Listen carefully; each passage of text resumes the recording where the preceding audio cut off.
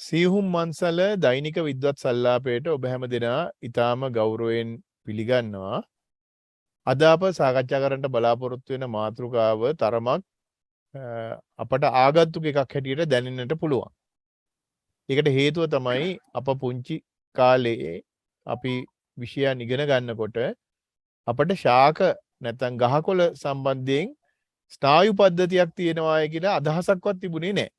අපි හිතුවේ සත්තුන්ට විතරයි මේ වගේ අපේ ඉන්ද්‍රිය පද්ධතිය ඇතුලේ මේ ස්නායු පද්ධතියක් කියලා දෙයක් තිබෙන්නේ කියලා. නමුත් අද වෙනකොට ශාකවලත් ඒ වගේ ස්නායු පද්ධතියක් තිබෙන බව අපේ අද සම්ප්‍රදායකයන්න් හැටියට සම්බන්ධ වන ආචාර්ය පද්මකාන්ත වඳුරාගල මැතිතුමා වගේ සුවිශේෂ විද්වතුන් විසින් ඊටාම හොඳින් පැහැදිලි කර දී තිබෙනවා. ඒ නිසා පමණක් නොවේ එසේ අපි යම්කිසි දෙයක් වටහා ගත්තාම අවබෝධ කරගත්තාම දැනුමක් ලැබුවාම එය අපට අපේ සමාජයට ජන ජීවිතයට ඵලදායී විදිහට යොදා ගන්නට පුළුවන් කොයි ආකාරයෙන්ද කියන කාරණාව ගැන අපට සාකච්ඡා කරන්න පුළුවන්කම තියෙනවා. එහෙම දැනුමක් නැති අවස්ථාවදී අපට ඒන් ප්‍රයෝජන ගන්නටත් නොහැකි වෙනවා. ඒ නිසා තමයි අප අද මාතෘකාව හැටියට යොදාගත්තේ ශාක ස්නායුක ජීව විද්‍යාවේ උපයෝගතාව සම්බන්ධයෙන් අද කතා කරමු කියලා. මොකද එතකොට අපට පුළුවන්කම තියෙනවා මේ ස්නායු ක්‍රියාවලිය ඔස්සේ අපට ශාකයන්ගේ ප්‍රරෝහණ හැකියාවන් ඒ වර්ධනය පිළිබඳ කාරණාවන් එවැනි කාරණා පිළිබඳව වඩාත් දැනුම්මත් වන්නට. දැන් අපි ගත්තොත් එimhe සාමාන්‍ය ජීව විද්‍යාවේදී අපි වර්ධක ප්‍රචාරණ ක්‍රම වශයෙන් ක්‍රම 10ක් පමණ හදාරනවා. දැන් මා ගණිතීය විෂය ආධාර තියෙනින්ද ඒ ගැන වැඩි කතා කරන්න යන්නේ නැහැ. මොකද මම මේ විෂය ගැන නොදන්නා නිසා. නමුත් ජීව විද්‍යාව හදාරන බවතුන් දන්නවා යම් ශාක ප්‍රරෝහණය නැත්නම් වැඩි වීම පිළිබඳ කාරණාවේදීත් ඊට අමතරව බෝ කිරීම සම්බන්ධ කාරණාවේදීත් මෙවැනි ක්‍රමවේද පාවිච්චි කරලා තියෙනවා. නමුත් මේ ස්නායු ක්‍රියාවලියක් පිළිබඳ අදහස සම්පූර්ණයෙන්ම වාගේ අපට ආගන්තුක දෙයක් හැටියට පෙනෙන්න තිබෙනවා. ඒ නිසා මේක ඉතා සියුම්ම අපට අධ්‍යයනය කරන්නට අලුතින්ම අපිට අලුත් කරුණු තොරතුරු රසක් මේ විධාරණය වන අවස්ථාවක් හැටියට අපට සියුම් මන්සලේ අපේ වැඩසටහනට ඒක සුවිශේෂ වෙනවා. ඒ වගේම අපි වැඩසටහන් අඛණ්ඩව ඒ වගේම දිනපතාම පවත්වාගෙන ගිහිල්ලා තියෙනවා 280 ගණනක්. ඉතින් ඒ ඔස්සේ ගත්තාම අද දවසේ මේ වැඩසටහන විසිනුත් අපට සුවිශේෂ අත්දැකීමක් ලැබෙයි කියලා අප විශ්වාස කරනවා. මොකද මෙතෙක් දක්වා ගත්තොත් අපට විවිධ විද්වතුන්ගේ සහභාගීත්වය ඔස්සේ අපි බොහෝ දේ ඉගෙන ගත්තා එතුමන්ලගෙන්.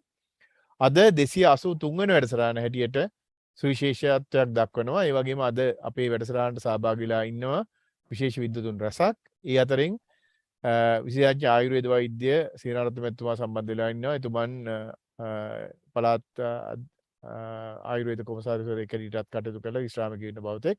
ඒ වගේම අපේ මාපලගම මහත්මයා ජ්‍යෙෂ්ඨ නීතිඥයෙක් හැටියට එතුමන් ගැන විශේෂයෙන් අප සිහිපත් කළ යුතුයි. ඒ වගේම මේ සරෝජිනී මැතිණිය එතුමිය විශ්‍රාමික විද්‍යා ගුරුවරියක්. එතුමියගේ නිරන්තරයෙන් අපට සහභාගී වෙන බවතුනුත් සම්බන්ධ වෙලා ඉන්නවා. ඒ වගේම අලුතින් සම්බන්ධ වුණ බවතුනුත් කිහිප දෙනෙක්ම සම්බන්ධ වෙලා ඉන්නවා. ඒ හින්දා මේ හැම දෙයක්ම අපි සිහිපත් කරමින් මා ඊටාම ගෞරවයෙන් ආර්දනා කරනවා ආචාර්ය පද්මකාන්ත වඳුරාගල මැතිතුමාට එතුමාන්ගේ දැනුම්මත් කිරීමේ කාර්යය මේ අනුව ආරම්භ කරන්න කියලා. බොහොම ස්තුතියි. Thank you very much Mr. Dayaratne. දැන් මෙතනදී මම ඉස්සෙල්ලා පෙරේදා අපි මේ Mr. දයාරත්න and myself අපි දෙන්න එකතු වෙලා මේක කරා අපි රිහර්සල් එකක් වගේ. එතනදී මම අදහස් කරේ සම්පූර්ණයෙන්ම සිංහල භාෂාවෙන් කරගෙන යන්න. නමුත් අවසාන මොහොතේ විවිධ රටවල් වල ඉන්න there are people who are connected right from the globe. So I thought of doing same in both languages so that people will understand, people who are in Sri Lanka also will understand, and also the people who are abroad also will be able to understand. ඒකින්ද මම හිතුවා භාෂා දෙකෙන්ම මේක කරගෙන යන්න කියලා. So I thought of doing it in both languages. ඉස්සලාම අපි ගත්තොත් මගේ මාතෘකාව වෙන්නේ සිංහලෙන් කියනවා නම් ශාක ස්නායුක ජීව විද්‍යාව.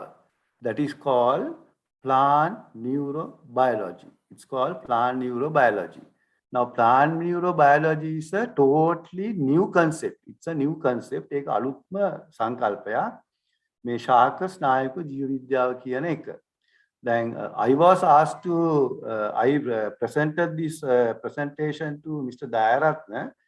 Then Mr. Dayaratna said that the presentation is okay, but first to talk about the benefits of studying plant neurobiology. ඉස්සලා කිව්වා plant neurobiology ශාක ශාක ස්නායුක ජීව විද්‍යාවේ වැදගත් දේවල් ඉස්සලා කතා කරන්න කියලා. ඊට පස්සේ introduction එක සාමාන්‍ය දේවල් වලට යන්න කියලා. මම ළඟ slide show එකකුත් තියෙනවා. I'll show you the slides later on.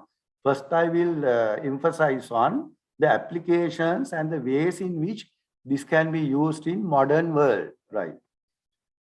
Islam api gattot, if you say instantly, now we are very concerned about agriculture. We are very concerned about agriculture. Agriculture, if there is no agriculture, life cannot exist in this world. If there is no agriculture, if there is no production, ශාකවලින් ආහාර නිපදුවේ නැත්නම් මේ ලෝකේ ජීවේ නැති වෙනවා. ඒ හින්දා මේ ජීවේ පවත්වාගෙන යාමට කෘෂිකර්මාන්ත ඉතාම අවශ්‍යයි. එතනදී at that point in agriculture මේ කෘෂිකර්මාන්තයේදී මේ විදිය දෙයක් කරන්න පුළුවන් ශාකවල ඵලදායීතාවය වැඩි කරන්න මේ plant neurobiology වලින්.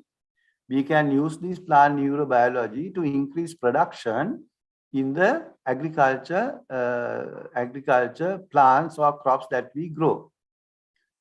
As an example, what we can do is, if you take a mango tree, for example, අපි ගත්තොත් උදාහරණයක් කියලා mango අඹ ගහක් ගත්තොත්, if you take a mango tree, by this plant neurobiology, මේ ශාක සායුක ජීව විද්‍යාව කියන සංකල්පය උපයෝගී කරගෙන ඒකේ අපට මූල පද්ධතිය වඩා කාර්යක්ෂම ලෙස පාලනය කරන්න පුළුවන්. We can control the distribution of the root pattern of that particular mango tree. එතකොට මූල පද්ධතියේ ඒ විදිහට manipulate කරනකොට ඒක හසුරවනකොට ඒ අනුව තමයි ගහේ අතු බෙදෙන්නේ. That means when you manipulate the root system in the mango tree, the branching pattern will grow accordingly. So then what will happen? There will be more sunlight being absorbed by the plant leaves, and the production of the tree will increase. එතකොට මොකද වෙන්නේ? මූල පද්ධතිය manipulate කරනකොට ඒක ක්‍රියා මේවා කරනකොට ශාකයේ අතු බෙදෙන ආකාරය වෙනස් වෙනවා. අතු බෙදෙන ආකාරය වෙනස් වුණාම වැඩි සූර්යාලෝක ප්‍රමාණයක් ලබාගෙන productivity අඹ ගහේ mango tree එකේ productivity වැඩි වෙනවා. ඒක එක නිදසුණක් ලෙස කියන්න පුළුවන්. ඊළඟ දේ තමයි, the other thing is when you consider plants, for instance, if you say crop plants, small plants like vegetables, එළවලු වගේ පොඩි සාමාන්‍ය ගස් ගත්තාම දැන් අපි දකිනවා we grow plants in Nuwara Eliya Badulla that Nuwara Eliya වගේ සීත තැන්වල අපි ශාක වවනවා. We grow plants like vegetables, potatoes, leeks, carrots, beetroot in places like Nuwara Eliya. දැන් මේ වවන පැල අපිට යාපනය අනුරාධපුරයේ වවුනියා වගේ dry zones වල වවා ගන්න බෑ. These plants cannot be grown in the dry zone where there is a scarcity of water. ජලය මැදි අඩු තැන්වල මේවා මේ භෝග වගා කරන්න බෑ. The reason is that when the plants are in humid or when there is a lot of water in that particular area where the plants are grown, the plants can withstand, they can tolerate any amount of water that is being lost. ඒ කියන්නේ ගසෙන් ඉවත් වෙන ජලය ගන්නකොට ඒ ජලය ඉවත් වුණාට මොකද ඒකට ඕන තරම් ජලය ලැබෙනවා ඒ පළාත්වල තෙත් පළාත් ඒ පැතිවල. නමුත් යාපනය, ත්‍රිකුණාමලය, වවුනියාව ඒ වගේ පැතිවල dry zone අනුරාධපුර ඒ වගේ පැතිවල ගස් වලින් වතුර යන්න පටන් ගත්තොත් ගස් මැරෙනවා. ඉතින් මේ so because of, now in those areas we can't plant these plants which are being grown in Nuwara Eliya. So what we have to do is this knowledge can be used to develop the mechanism where there is little water being escaped from the plants. So that is another application where water loss of the plants can be controlled. Water loss of the plants can be controlled. So then what will happen? We can grow vegetables like leeks, carrots, beets, which we are growing in the dry, wet Neurobiology district or any other district that there is plenty of water. Same thing can be done in the dry zone. Likewise, that is in Sri Lanka. So Lanka අපි ගත්තොත් ලංකාවේ ඒ තෙත් කලාපයේ වැවෙන ගස් කොළන් නැත්නම් ඒ එළවලු වර්ග අපිට වියලි කලාපයේ වවන්න පුළුවන්. දැන් මේ ලංකාව ඇතුලේනේ ඊළඟට අපි ගත්තොත් ඩෙසර්ට්ස් වල අපි දන්නවා කාන්තාර තියෙනවා ලෝකයේ හැමතැනම. අපි දකිනවා නිවර්තන තෙත් කලාප tropical rainforest තියෙනවා, there are deserts. So if you can make use of this knowledge, this theory, we can grow plants even in the deserts. Even in the normal plants can be grown in the deserts, but that has to be done very methodically, very systematically. That can be done. So that is another application. So we know that there are a lot of deserts in the world. So that can be converted into cultivated land, cultivable land. That can be converted to cultivated land. ලංකාවෙත් එහෙම කරනවා වගේම පිටරටවලත් කාන්තාරවල සාමාන්‍ය තෙත් පරිසරවල වැවෙන ගස් කොළන් අපිට වවලා ඔය තියෙන කාන්තාර ෆොරස්ට් කැලෑ බවට පරිවර්තනය කරන්න පුළුවන් මේ තියෙන ශාක ස්නායුක ජීව විද්‍යාව plant neurobiology can be used to do that. There are other things such as for instance this also can be used as like this. If you take now plants, we know when you say plants ශාක කියලා කියනකොට අපි කල්පනා කරන්නේ ඒකෙන් ගෙඩි කොච්චර එනවාද, දැව කොච්චර එනවාද, අල කොච්චර එනවාද එහෙමයි අපි කල්පනා කරන්නේ. When we say plants, we consider their production. Fruits, how many fruits are we going to get? What is the harvest that we are going to get? That is when you are inside the frame, you think like that. But there are instances, හැබැයි සමහර අවස්ථාවලදී මේ පුංචි පැල, මේ පොඩි මල් පැලයක් ගත්තොත්, if you take a flower pot, now what we can do is, if there is an empty room, well secured, nobody is allowed to go in, everything is tightly secured, there is tight security, සම්පූර්ණ ආරක්ෂාව තියෙන කාමරයක් ගත්තොත්, අපි කිව්වොත් යම් රටක නායකයෙක් තව රටක නායකයෙක් එක්ක, if two leaders from two countries are having a discussion in that particular room, what we do is we just go and leave a plant on top of the table, coffee table, on top of the table, right? So we allow that plant to be there while these two leaders are having the discussion. Nobody is allowed to enter, no media personnel is allowed to enter. So they are having a very secret discussion. So they also know that there isn't anybody in the room. ඒගොල්ලෝ දන්නා කාමරේ කවුරුත් නැහැ. මේ secret discussion එකක් යන්නේ. ඒගොල්ලෝ discuss කරලා ගියාට පස්සේ අපි කරන්නේ, then after that what we do is we take this small plant. We take this small plant. අපි මේ පැලේ අරගෙන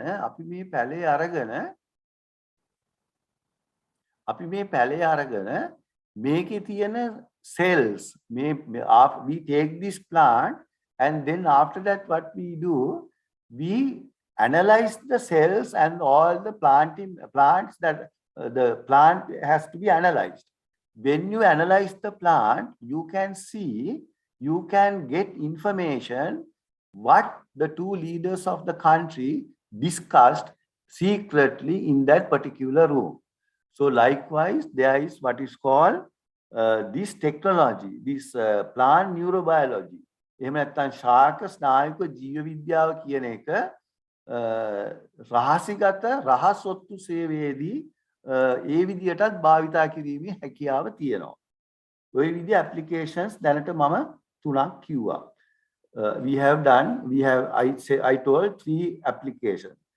Another one is that then මේගොල්ලෝ හොයාගෙන තියෙනවා, now they have found that when there are people who are not well with diabetes, pressure, high blood pressure, cancer, ඒ වගේ ලෙඩ තියෙන අය විශේෂ special plant forests are made and they are being asked to go through the forest every morning.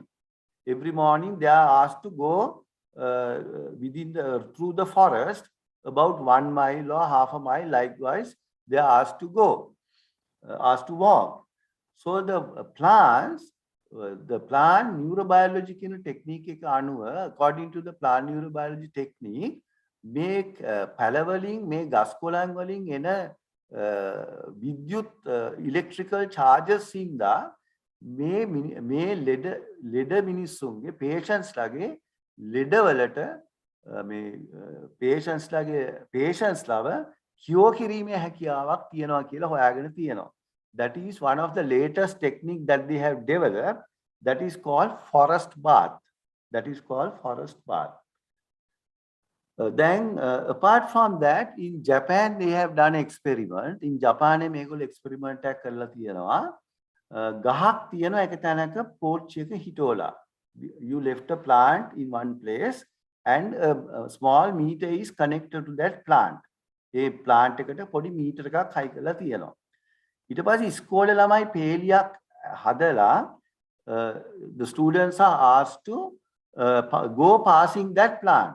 So all the students, they one by one, they pass the plant and go. One student is asked to break a branch of the plant and go. So that student, lamaya, he comes and breaks the branch of the plant and move away. Then what happened? The school children are again lined up. ඒ ළමයි ආපහු පේලියට තියලා අර විදියටම අර ළඟින් ගහ ළඟින් යන්න කියනවා ඒ ළමයිට. They asked to go passing the tree. අර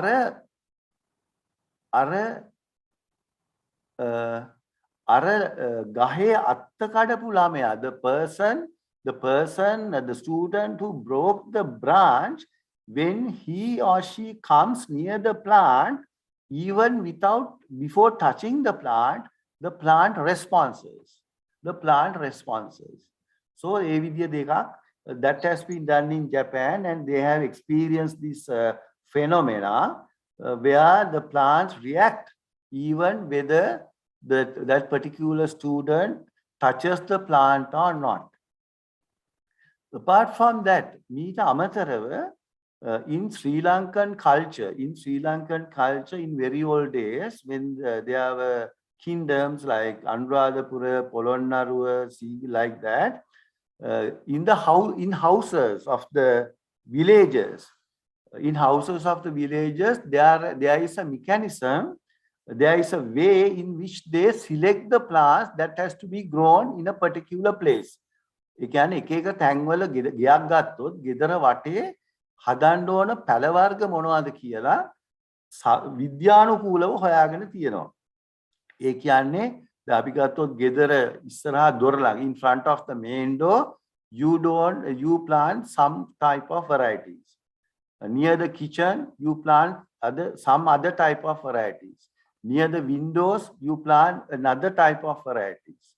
ඒ විදිය දේවල් ලංකාවේ ඉතා පැරණි අතීතයේදී භාවිතා කරලා තියෙනවා.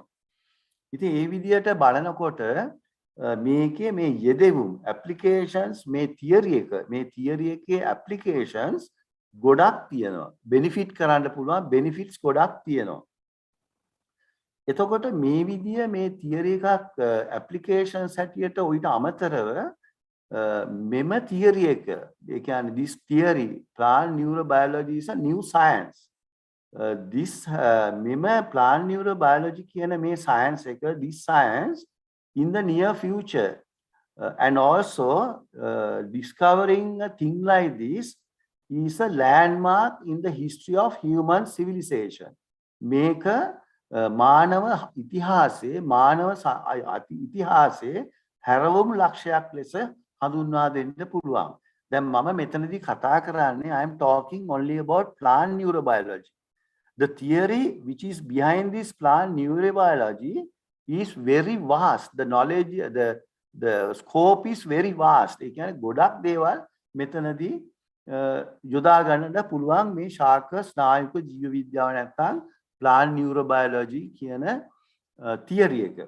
For instance, උදාහරණයක් හැටියට this theory මේ theory එකේ හැටියට තමා ඉස්සර රාජධානිවල විශේෂයෙන්ම සිංහල රාජධානිවල ඉස්සර රාජධානිවල සහ රෝමේ පැවති රාජධානියේ රෝම අධිරාජ්‍යයෙන් රෝම් මේ theory එක use කරලා තියෙනවා. For instance, in construction of pyramids and construction of dagobers in Sri Lanka. එතකොට දැන් එක එක මේ අහලා ඇති අර යෝදැල කියලා එකක්. ඒ යෝදැලේ 70කට තියෙන gradient එක ඒ ඔක්කොම තීරණය කරලා තියෙන්නේ මෙන්න මේ theory එක උපයෝගී කරගෙන තමයි තීරණය කරලා තියෙන්නේ. එතකොට දැන් මේ theory එකේ basic එක ඕවා තමයි applications දල වශයෙන් මේක යොදා ගන්න පුළුවන් ක්‍රම මන්ට දැනට තියෙන මේ තව ගොඩාක් දේවල් තියෙනවා. නමුත් මේ plant neurobiology සම්බන්ධ ඔය applications ටික තියෙනවා. දැන් මම යන්නම් මගේ slide show එකෙන් මේක ගැන සම්පූර්ණ theory එක ගැන සම්පූර්ණ විස්තරයක් කරන්න.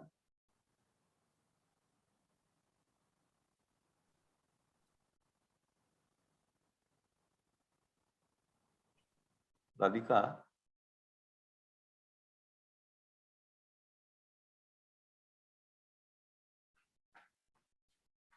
Slide එක.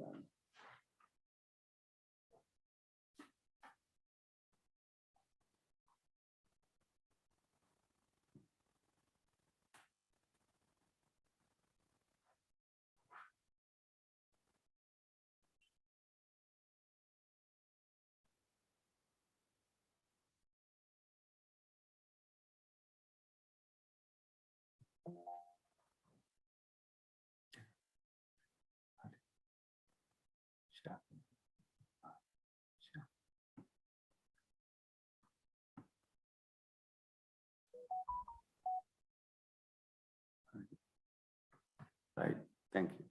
දැන් මෙතනදී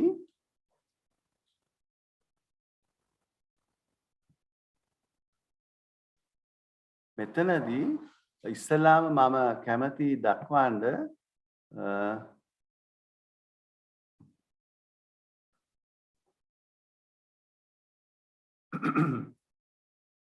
මෙතනදී දක්වන්න share වෙලා තියෙනවා මට පේනවත් දාන්න අනිත් අයට topic මේ slides ටික පේනවා. right, okay, thank you. දැන් මෙතනදී මගේ මේ topic එක උනේ plant neurobiology ශාක ස්නායුක ජීව විද්‍යාව. එතනදී අපි බලමු එක එක slide එක. දැන් මෙතන දීලා තියෙනවා මේ slide එකේ description එකක්. This is a very long topic, but the effect of that is a very complicated electromagnetic potential gradients on the uneven distribution of auxins in plants. ඒ කියන්නේ මේ පැලවල මේ ශාකවල සෛලවල chemicals, hormones, auxins කියන්නේ plant hormones distribute වෙන විදිය කොහොමද මේ පොළවේ තියෙන පෘථිවියේ තියෙන ඒ වගේම අවට පිට තියෙන magnetic waves, electromagnetic waves වලින් manipulate වෙන්නේ කියන එකයි කියන්නේ. ඒ කියන්නේ කොටින්ම කියනවා නම් ශාකවල තියෙන plant hormones, how they are affected by the electromagnetic waves that are operating surrounding the plant. ඒකයි මේ කියන්නේ. ඉතින් මේක ඉච්චර ටිකක් අමාරුයි මේ මාතෘකාව. නමුත් මාතෘකාවෙන් ඒක තමයි කියන්නේ. දැන් මේ පිළිබඳව ඉස්සල්ලාම 1880 දී චාල්ස් ඩාවින් කියන විද්‍යාඥයා තමයි පර්යේෂණ පැවැත්වුවේ. එතකොට Charles Darwin is the first person to do experiments on plant movements or what I would say plant neurobiology, and he noted that there is a hormone. It's a hormone called Indole 3 acetic acid. It's just a hormone. It's a chemical. Indole acetic acid, and it manipulates the shoot of the plant. කඳේ මොකද්ද මේ ශාකයේ කඳ කෙලවර තියෙන indole acetic acid hormones distribute වන pattern එක ගැන මුලින්ම සඳහන් කරේ චාල්ස් ඩාවින්. දැන් අපිට මෙතන පේනවා මෙන්න මේ විදිය දෙයක්. දැන් මම මේ පෙන්වන්න යන්නේ මේ තියරි එක කොහොමද ඩෙවලොප් වෙලා තියෙන කියන එක. දැන් මේ විදියට ගන්නකොට මේ තමයි කඳේ this is the shoot apex. මේක තමයි shoot apex එක. And this is A side, this is B side. So what happens is that light falls from A side. For instance, if you leave a small pot of plant near a window, you can see that the plant responds to the light and it curves towards the light. So you can see the A side curves towards the light when light falls from A side. Now in root, that is called phototropism. These are just a technical term. This is called photo means light. Tropism means like, they like, so it's called phototropism. Likewise, if you take the roots, root එකක් ගත්තොත් root එක මොකද වෙන්නේ? මුලේ කෙලවර root apex එක මේ පැත්තට තමයි gravity තියෙන්නේ, ගුරුත්වාකර්ෂණ ක්ෂේත්‍රයේ තියෙන්නේ, gravity force එක තියෙන්නේ මේ අතට. So what happens is that the root bends towards the earth. Always the root bends towards the earth. ඒකෙදි වෙන්නේ දැන් මෙතනදි වෙන්නේ මෙතන light කියන්නේ is a physical factor. Light is a physical factor. When it falls from the A side, it creates an energy gradient. It creates an energy gradient towards the B side. So then what happens? The plant hormones, the chemicals or the oxys travel from A side to B side. When it comes to the B side, the concentration of the oxygens is high on this side. මේ පැත්තේ oxygen සාන්ද්‍රණය වැඩි වෙනවා. මේ පැත්තේ ඉඳලා මේ පැත්තට විද්‍යුත් චුම්බක විභව අනුක්‍රමණයක් ගොඩ නැගෙනකොට. It's called electromagnetic potential gradient, energy gradient, if you say energy gradient. Likewise, then what happens on this side, the cells elongate. Then when the cells get elongated on this side, මේ පැත්තේ සෛල වර්ධනය වෙනකොට වැඩි වෙනකොට කොලේ ගහ නැමෙනවා ආලෝකයේ දෙසට. They bend towards the light. In the root, you have the gravitropism, right? Gravity is on this side, operating towards down. මේ gravity ක්‍රියා කරන්නේ පෘථිවිය දෙසට. එතකොට මොකද වෙන්නේ? මේ පැත්තේ තියෙන indole acetic acid hormone එක මේ පැත්තට යනවා. හැබැයි යන ප්‍රමාණය ගොඩක් වැඩි. The high concentration is very high.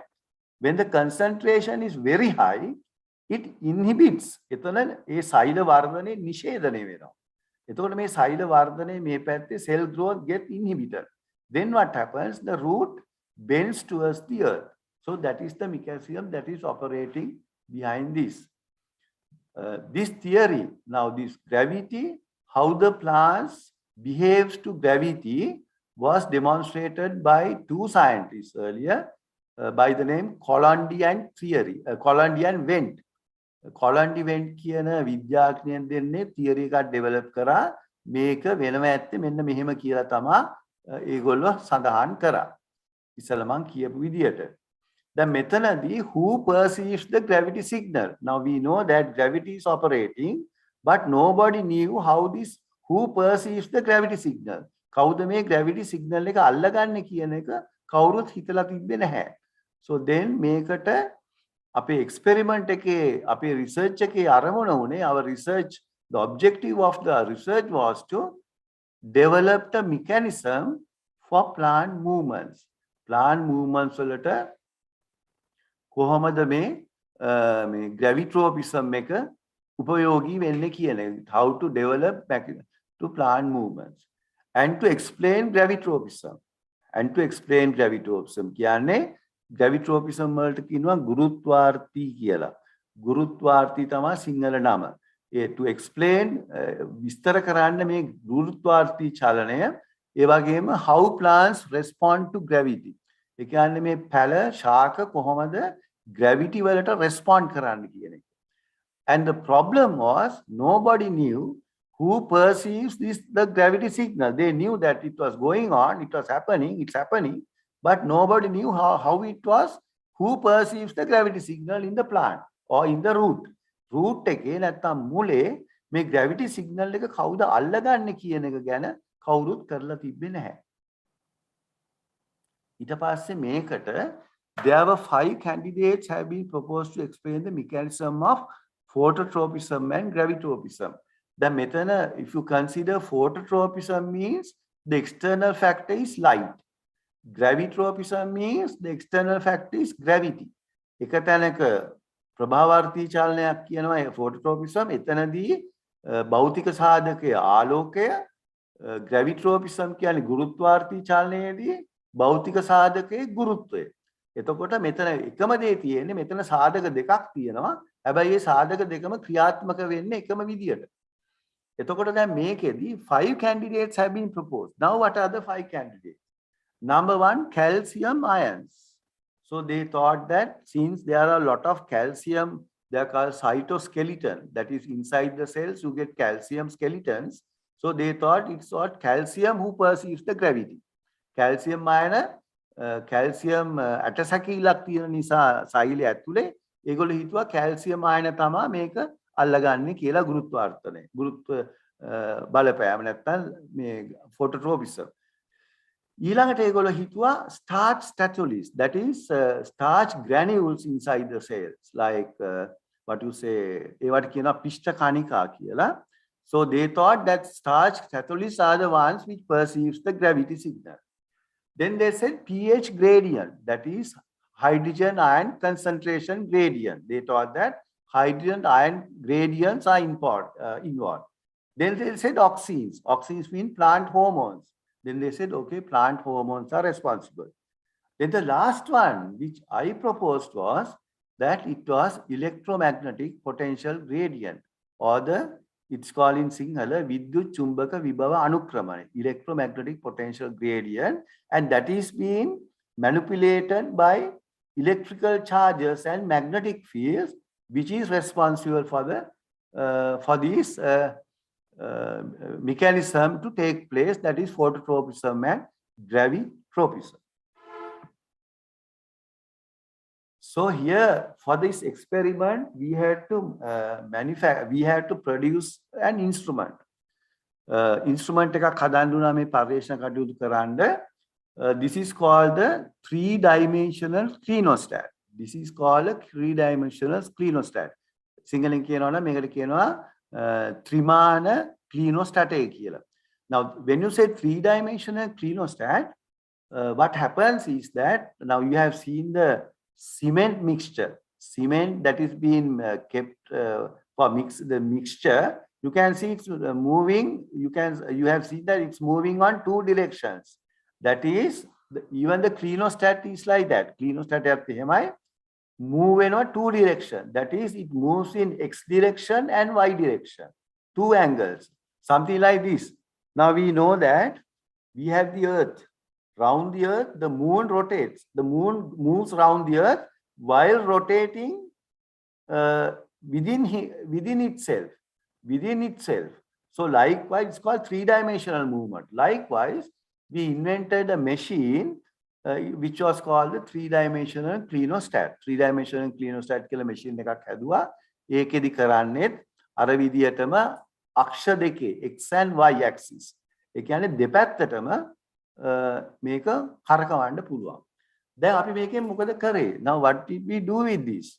What we did was, now you can see here, this is a small pot here. There is a small podi pot එකක් තියෙනවා. මේකට high කළා. මේක තමයි this is a motor. This is a motor, not motor. So it's been fixed to a small pot like thing, and you can see this is a plant. Now this is the leaf, right? This is a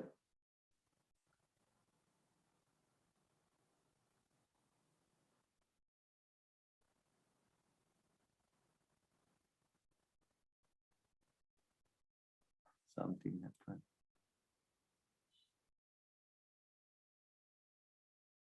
Right. So this is a plant. Now the small pot is here and the plant is fixed like this, and this is the leaf, right? So now what are we going to do? Now we are going to operate this clinostat. We are අපි මේක ක්‍රියාත්මක කරනවා, operate කරන clinostat එක x and y axis දෙකේම දෙපැත්තටම කරකවනවා. එක පැත්තකට කරකවන ගමන් අනිත් පැත්තටත් කරකෙනවා. එතකොට මොකද වෙන්නේ? Now when you go for this when you visit a house, when you go to a friend's place or when you go to a relative's place, you can see in the garden, in the near garden, close to the house, there are sometimes you can see flower pots, small plant pots. A plant plus vetilatio. They have fallen on one side, and then you can see that the plant. If you leave that pot for a long time, what happens is that the plant doesn't grow. It always grows away from the earth. It always grows away from the earth. You have seen that. I know that you have seen that. දැකලා තියෙනවා ඇති ගෙවල් වලට යනකොට මල් පෝච්චි වැටිලා තියෙනවා. අපේ ගෙදරත් එහෙමයි, ගෙවල් වලත් එහෙමයි. සමහරවිට මල් පෝච්චියක් වැටිලා තියෙනවා. මේ මල් පෝච්චියේ කඳ, මලේ කඳ, ගසේ කඳ හැවලේ පොළවෙන් උඩට තමයි වැවෙන්නේ. ඕක එක්ස්පීරියන්ස් කරලා තියෙනවා. ඔක්කොමලා දකිලා තියෙනවා. ඉතින් වැඩේ තියෙන්නේ දැන් මෙතනදී දැන් මේ පොට් එකට ප්ලාන්ට් එක හයි කරනකොට මේ පොට් එකට ප්ලාන්ට් එක හයි කරනකොට මේකත් වැවෙන්න එපා උඩට. This also has to grow up, no? But it doesn't grow up. It just grows horizontally when you operate the Chemostat. So what has happened here is that the effect of gravity on this plant is eliminated by rotating the three-dimensional Chemostat. So that's what has happened. මෙතනදී වෙලා තියෙන්නේ දැන් මේ ශාකය වැවෙන්න එපයි මේ උඩට වැවෙන්න එපයි මේක. නමුත් මේක එහෙම වැවෙන්නේ නැහැ. මේක වැවෙන්නේ හරහට. මේක ක්ලීනෝස්ටැට් එකට හයි කරලා කරකවනකොට. ඒකට හේතුව මේකයි. මෙතන මේ ශාකයට බලපාන ගුරුත්වාකර්ෂණ බලය අපි එලිමිනේට් කරලා තියෙනවා. අපි අයින් කරලා තියෙනවා මේක රොටේට් කරන හින්දා. එතකොට මේ මේ පැලේට ගුරුත්වාකර්ෂණයේ බලපෑම තේරෙන්නේ නැහැ. The effect of gravitational field is eliminated by rotating this plant in two axes. So that has happened. එතකොට අපි බලමු මොකද උනේ කියලා. දැන් මෙතනදී එක එක අපි කියවනේ we told that there are 5 factors we have put forward to explain to see who perceives the gravity signal. Now this is a plant which is called Thynosphora cordifolia. මේ ගහේ නම තමයි Thynosphora cordifolia. That's the botanical name. Singaling කියන්නේ we call it in Sinhala rasakinda. This is called rasakinda. Now in this plant there are roots. මේ plant එකේ roots තියෙනවා. මේ plant එකේ roots තියෙනවා. මේ roots වල check කරලා බලනකොට මේ plant එකේ check කරලා බලනකොට the roots of Thynosphora cordifolia 1 meter length and light green color were excised using the sterile surgical scalpel. දැන් මේ පැලේ මුල් අරගෙන බලනකොට කපලා අපි අන්වීක්ෂක දාලා බලනකොට අපිට පේනවා මේ මුල් වල starch statulis නැත්නම් පිෂ්ඨ කණිකා නැහැ. They don't have starch statulis but still they respond to gravity. That means gravity is operating without the presence of starch statulis. That means gravity is felt by this plant without the effect of without the presence of starch statulis. That means we can eliminate the factor to say that saying that the starch statulis are the factors which perceives the gravity. ඒක අපි එතකොට අයින් කරලා දාන්න පුළුවන්. Then මෙතනදී now what we do is this for this experiment we use the plant called Phaseolus vulgaris. Phaseolus vulgaris means is the normal bean plant. So the botanical name is this Phaseolus vulgaris. It's a normal bean plant. What we do is we plant it in the pots and then we determine the indole acetic acid concentration.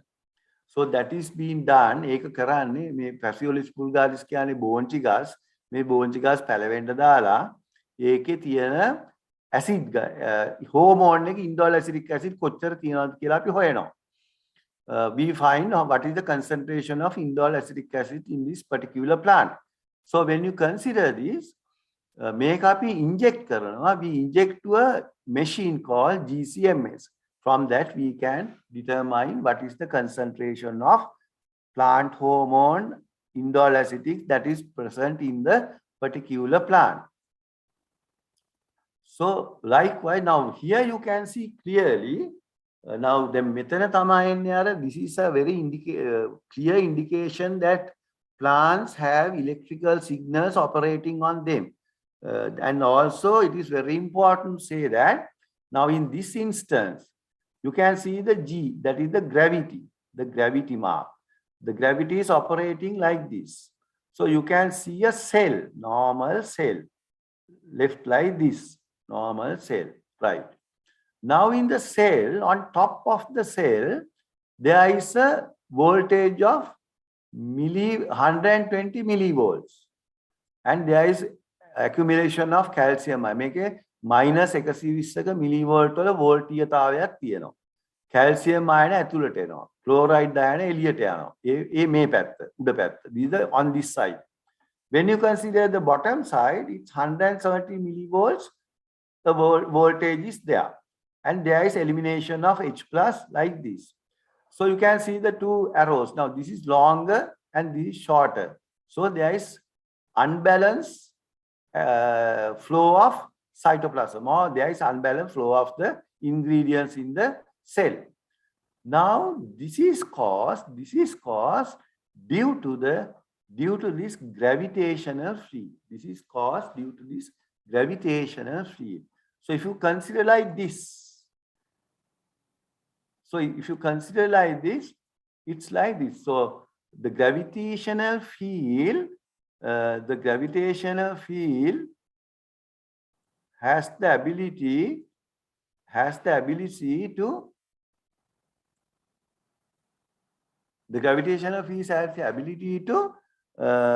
change or make a difference in the energy gradients of the plant. ඒ කියන්නේ gravity වලට හැකියාව තියෙනවා ශාක සෛලේ උඩ සහ පහළ වෝල්ටීයතාවයේ වෙනසක් ඇති කරන්න. The gravity has the ability to create a, that's called an electromagnetic potential gradient on top and the bottom of a plant cell.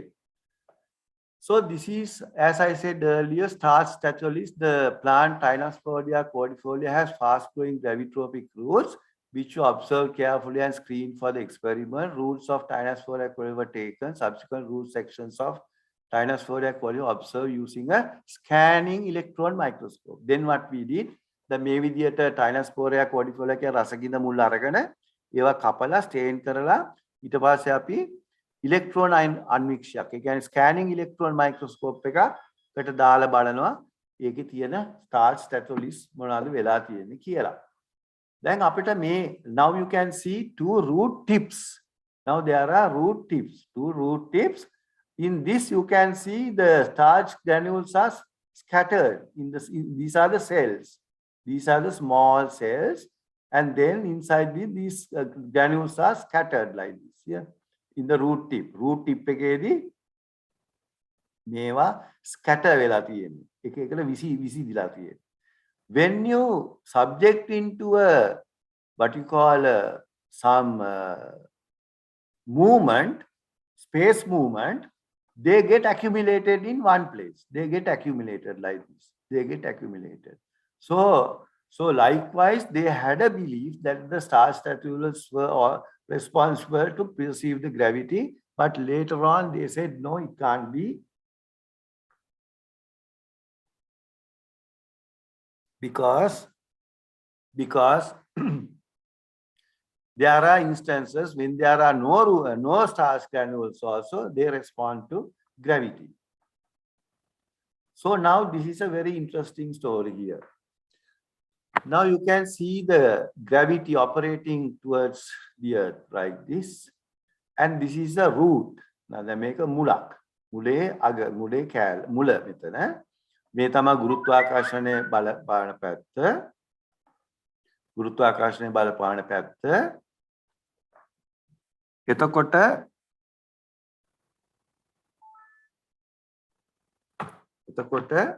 now we keep the root like this vertically.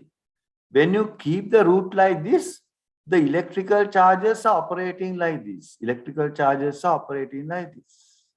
When you leave the root horizontally, When you leave the root horizontally, the directions of the electrical charges operating is different. So that means this gravity has the ability to make this change. When the root is in a vertical position, electrical charges operate like this. When it's in a horizontal position, supposing if you do like this, while changing the direction of if you leave the root horizontally, and if there is an ability to turn this gravity signal this way, then you will get the same results like this. So it's like that. So this gravity, which is a physical factor, gravity කියන ගුරුත්වාකර්ෂණය කියන භෞතික සාධකයට හැකියාව තියෙනවා මේ ශාකවල මේ විදිය බලපෑම ඇති කරන්න. දැන් මෙතන වැදගත් දෙයක් තියෙනවා. Then if you consider the human body, the human body is made up of cells, millions and trillions of cells. So then our cells, our body cells are even subjected to these gravitational fields, other geomagnetic fields. All this is interacted and it's operating even on our human body. මේ අපේ මනුස්ස ශරීරයට පවා මේ ගුරුත්වාකර්ෂණය සහ අනිකුත් විද්‍යුත් චුම්බක ක්ෂේත්‍ර වලින් බලපෑම් ඇති වෙනවා. ඒක තමයි මෙතනදී පෙන්වලා තියෙන්නේ මේ රූට් එකෙන්. දැන් මෙතනදී අපි කරන්නේ this is to determine the concentration of indole acetic acid. Indole acetic acid සාන්ද්‍රණය හොයන්න මේ විදිහට අපි ඉස්සලම සඳහන් කර විදිහට standards හදලා indole acetic acid standards හදලා අපි GCMS gas chromatography mass spectrometer එකට inject කරලා අපි හොයා ගන්නවා මේ අදාළ ශාකයේ නැත්නම් මේ plant එකේ කොච්චර indole acetic acid හැදිලා තියෙනවද කියලා. ඒක තමයි මෙතන විස්තර කරලා පෙන්නන්නේ. That is what is elaborated here, how this indole acetic acid concentration is determined by using a gas chromatography mass spectrometer. That is just an instrument.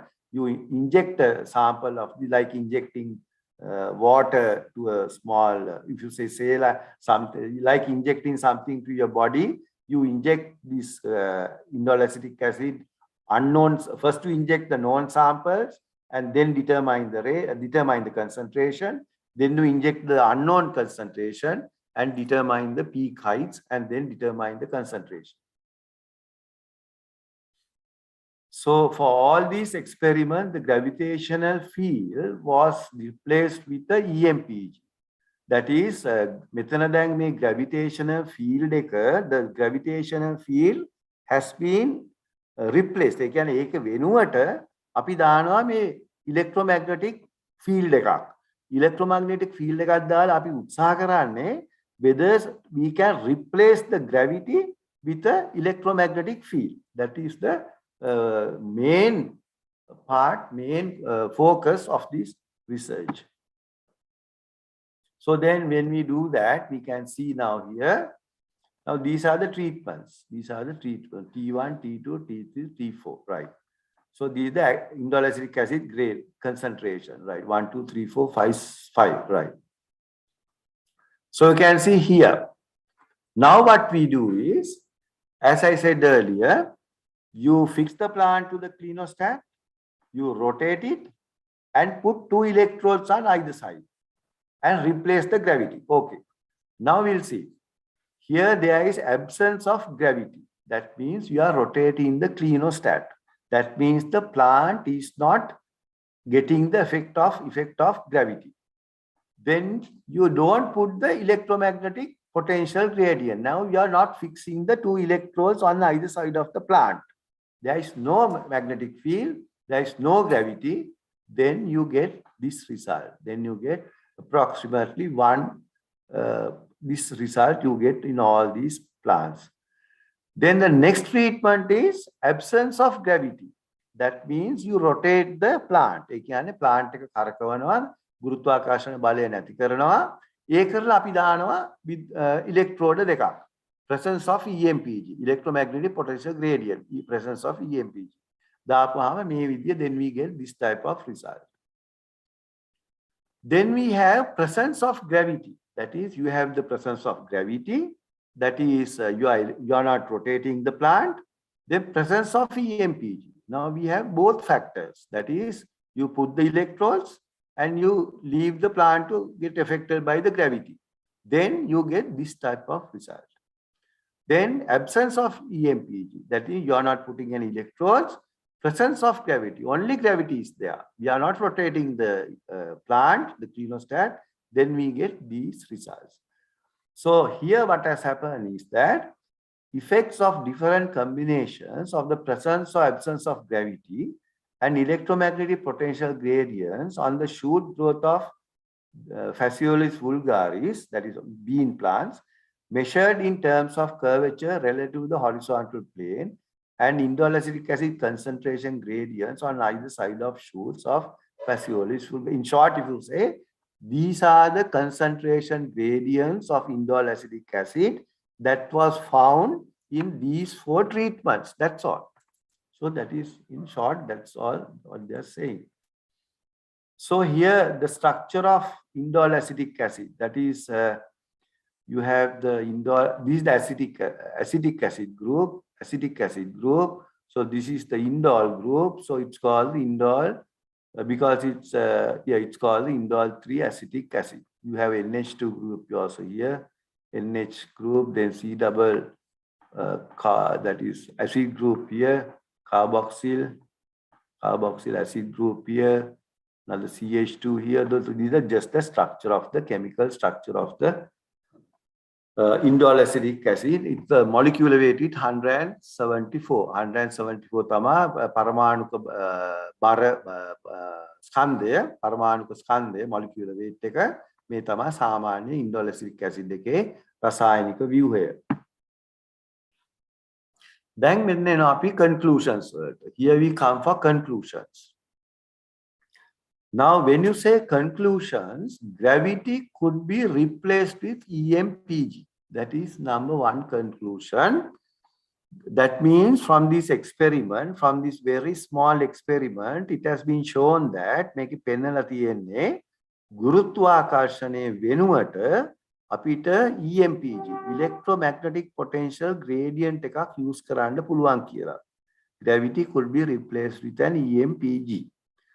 දෙවෙනි conclusion එක තමයි, the second conclusion is that gravity perceives electromagnetically, not by starch catalyst, not by H+ ion, not by any other means like calcium. It is perceived, the gravity is perceived electromagnetically. That is, electrically they are being perceived electromagnetically, and it causes uneven indole acetic acid gradient, which leads to uneven growth. So they say gravity perceives electromagnetically and it causes uneven growth. The third one is that, so here it's very clear indicated that gravity is perceived by electromagnetically. The third one is physical stimuli. Now this is a very important statement. Physical stimuli, as that is, for instance, in this case we have considered the 2 factors. We are considering 2 factors. One is light, one is gravity. Physical stimuli such as light and gravity has the ability to create an energy difference, that is energy gradient, which cause an electromagnetic potential gradient, and it leads to indole acetic acid, IAA, to move from one side to the other. So here it's clearly denoted that when light falls from on this side in shoots, there is an energy gradient created from A side to B side, and the indole acetic acid travels from high energy to low energy, and then this side elongates and the plant bends towards light. Here it's the other way. Gravity is towards your down, traveling towards down, and then what happens on this side? There is less energy. On this side there is more energy. On this side there is low energy. Then what happens? From here to here there is an energy gradient.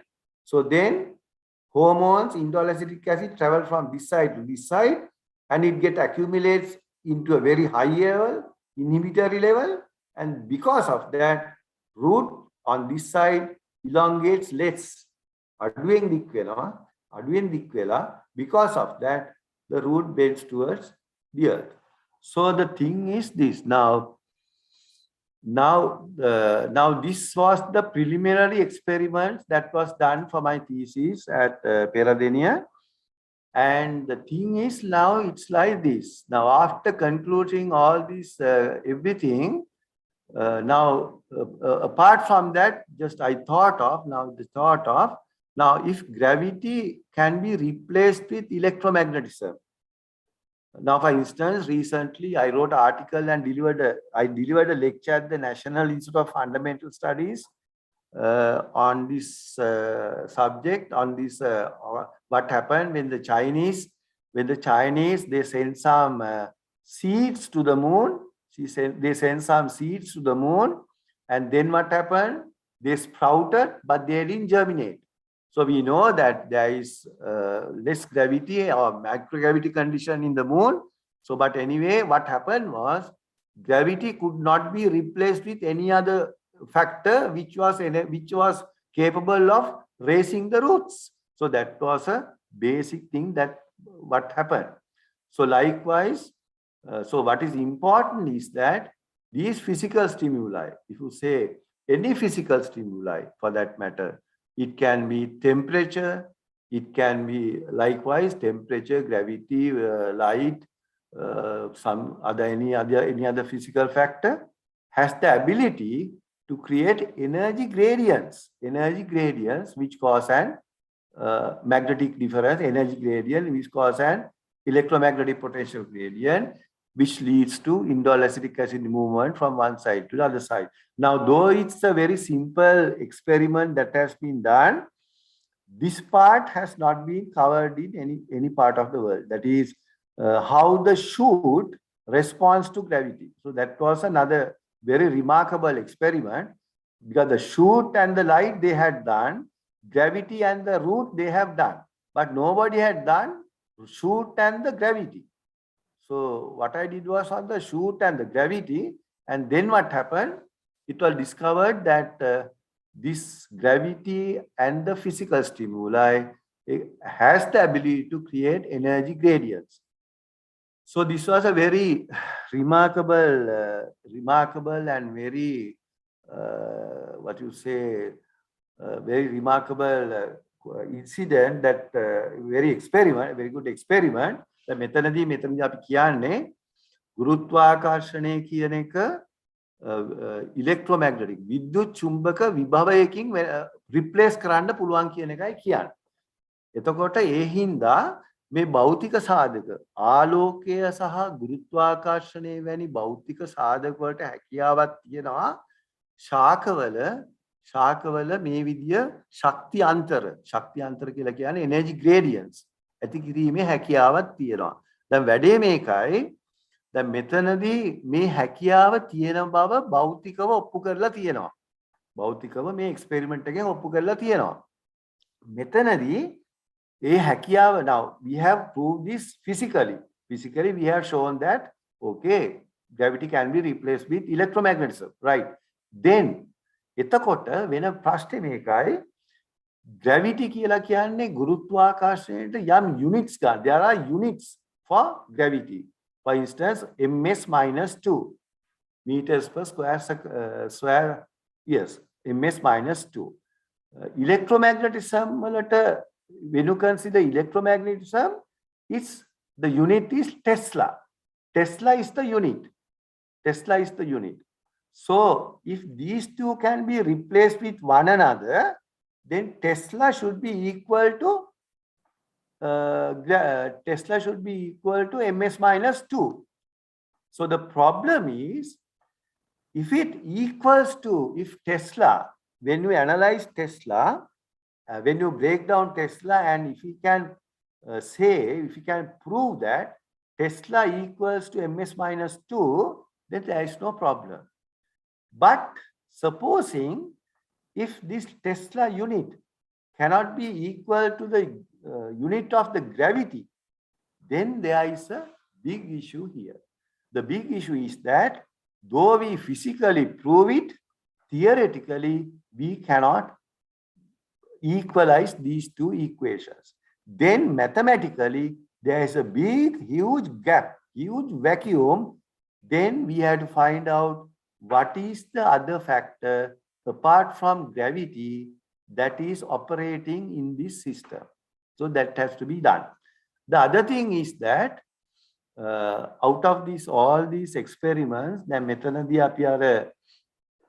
මෙතනදී අපි අර කියන ඔක්කොම සාධක මේ ස්නායක ජීව විද්‍යාව කියන පැත්තෙන් ගන්නකොට මෙතන ඊටාම කෙටියෙන් තමයි කියන්නේ. කෙටියෙන් කියන්නේ දැන් අපි දකිනවා now we can see now this can be manipulated, this can be expand to other systems. For instance, if you have a waterfall, we know that there is high energy on top of the waterfall, high energy. And because there is low energy in the downstream, when water falls, you can generate electricity from that. That is because vertically, because of gravity, there is an energy gradient. There is an energy gradient because of this gravity. But up to today, nobody has mentioned that there is an energy gradient horizontally. For instance, from here to here, nobody has said that there is an energy gradient. If you take a table, and if you take 2 points in the table, if you take 2 points, we will say 1 meter distance, 2 points. We know that there is no energy gradient because of gravity. But the thing is that if you had 2 points in the same vertical level, there is no gravitational field affecting, but the magnetic strength in one point is different from the other, from the magnetic field strength of the other point. In physics, we say is magnetic flux density. ඒකට කියනවා චුම්බක ශ්‍රාව ඝනත්වය කියලා. ඒතකොට මේ චුම්බක ශ්‍රාව ඝනත්වය එක ලක්ෂයක වුණොත් එතනම තියෙන තව ලක්ෂයක වුණොත් වෙනස් හින්දා තිරස් අතර කියන්නේ horizontally there is a energy gradient which has nobody has said earlier. එහෙමනම් if that's so, if there is an energy gradient horizontally everywhere, and also if there is an energy gradient vertically because of gravity everywhere, then from point to point everywhere in the whole universe there is a energy gradient. There are energy gradients which can be calculated. And I have already derived what I call equations to calculate that energy. So that means from point to point in the whole system, in the whole universe, there is energy gradients. Likewise, how we experimented in this plant. අපි මේ විදියට සනාථ කරා, අපි ඔප්පු කරා මේ විදිය ශාකවල මේ විදිය electrical changes, electrical charges තියෙනවා. මේවා මේ විදියට ගමන් කරනවා කියලා. ඒ වගේ horizontally, ඒ කියන්නේ තිරස් අතර සහ සිරස් අතර. සිරස් අතර අපි කියනවා vertically gravitational field එකකින් හින්දා energy gradient ශක්තියන්තරයක් තියෙනවා. නමුත් තිරස් අතර ශක්තියන්තරයක් තියෙනවා කියලා කොහෙවත් සඳහන් වෙලා තිබෙන්නේ නැහැ. තිරස් අතර ශක්තියන්තරයක් තියෙනවා.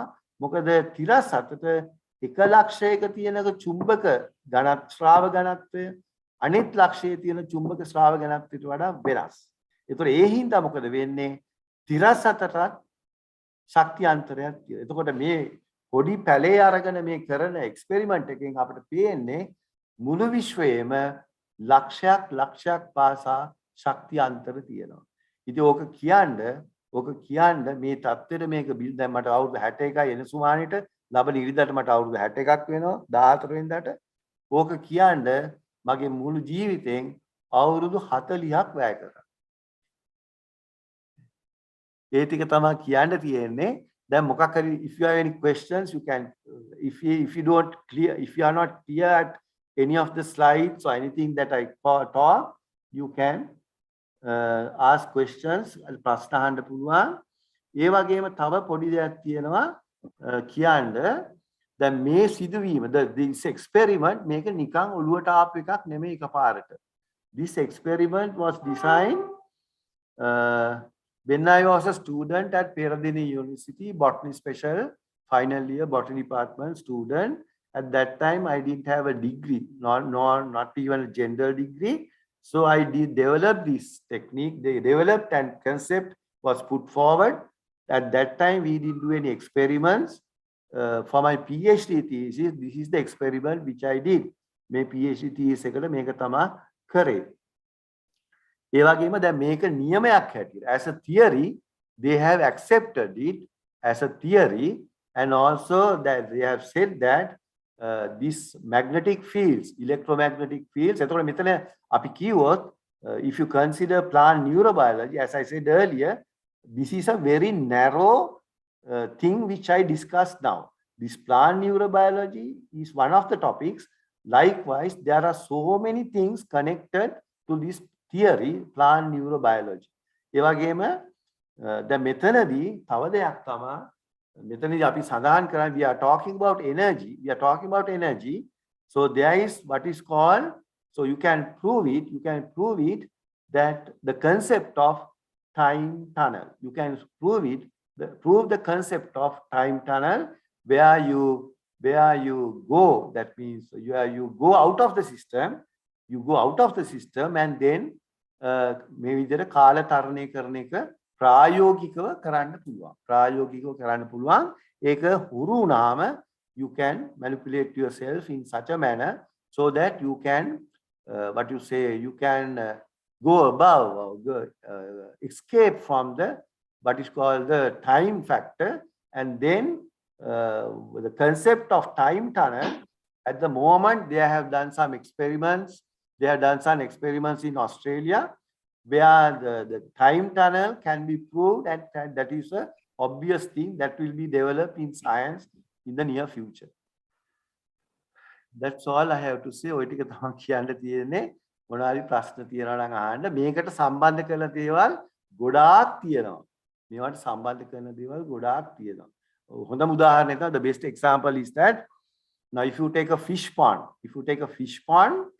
so there are fish inside the pond and they live only inside the pond, right? Accidentally one fellow gets out of the pond, and then he looks around to see so many things, lights, people, buildings, cars, everything. So then he comes back to the pond and tell the others, you don't know, you must go out of the pond to see so many things. බලන්න දේවල් ගොඩක් තියෙනවා. පොන්ඩ් එකකින් එළියට ගියාම ගිහිලා බලපුවාම ලස්සන දේවල් තියෙනවා. අපි මේ පොන්ඩ් එක ඇතුලේ විතරයි ඉන්නේ. එතකොට then what happened, the friends or the relatives of that fish, they'll listen. First they will see, yes, must be. Then while the fish who got out of the pond will keep on saying this because he is very anxious. Then the other fish will say that fellow is mad, right? So likewise, a similar thing happened to me in 1984 when I realized this and when I explained this, not in a very proper manner. So many problems arose, but anyway, I was able to overcome all those problems, and ultimately, I am glad and I was very happy, very satisfied. Within my lifespan, I was able to give this knowledge, not for money, not for fame, not for anything, all free of charge to my younger generation in this world. Thank you very much.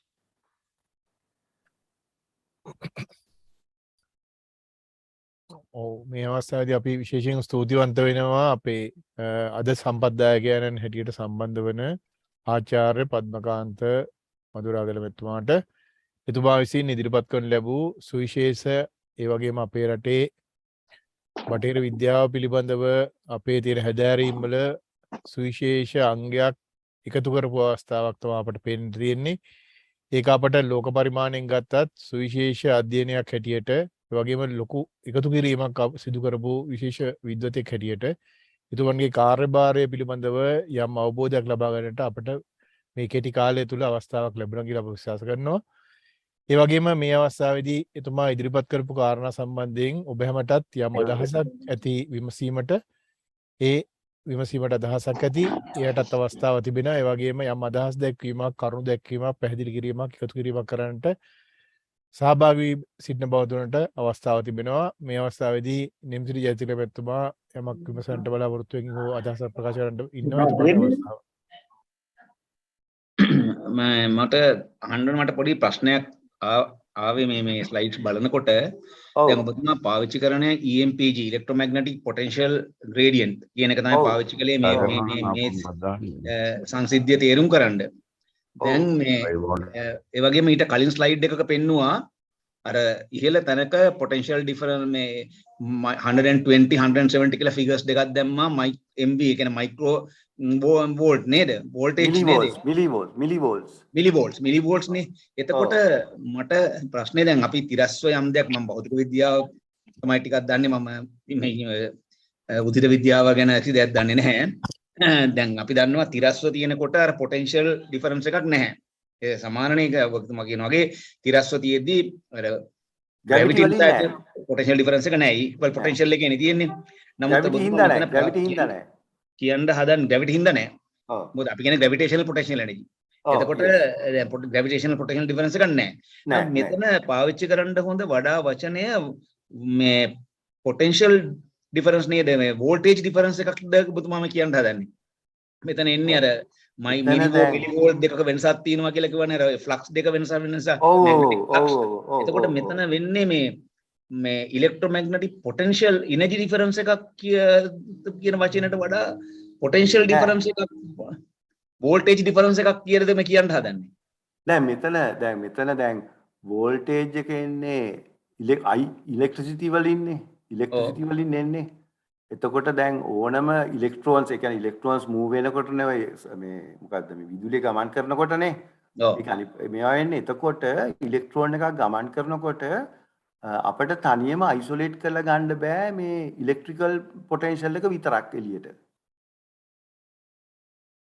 ඔව් ඉලෙක්ට්‍රෝන වල චලිතය නිසානේ potential එක electric potential එක ඇති වෙන්නේ. ඔව් එතකොට මේ මැග්නටික් ෆෝස් එකත් ඒත් එක්කම බැඳිලා යන්නේ. ඔව් මම අහන්න හදන්නේ දැන් මේ මෙතන මේ තේරුම් කරන්න හදන මේ සංසිද්ධියේ මේ EMPG කියලා electromagnetic potential gradient එක කියලා. දැන් potential gradient එකක් කියන්නේ potential දෙක අතර වෙනස ඇතු බෙදීම දුරනේ.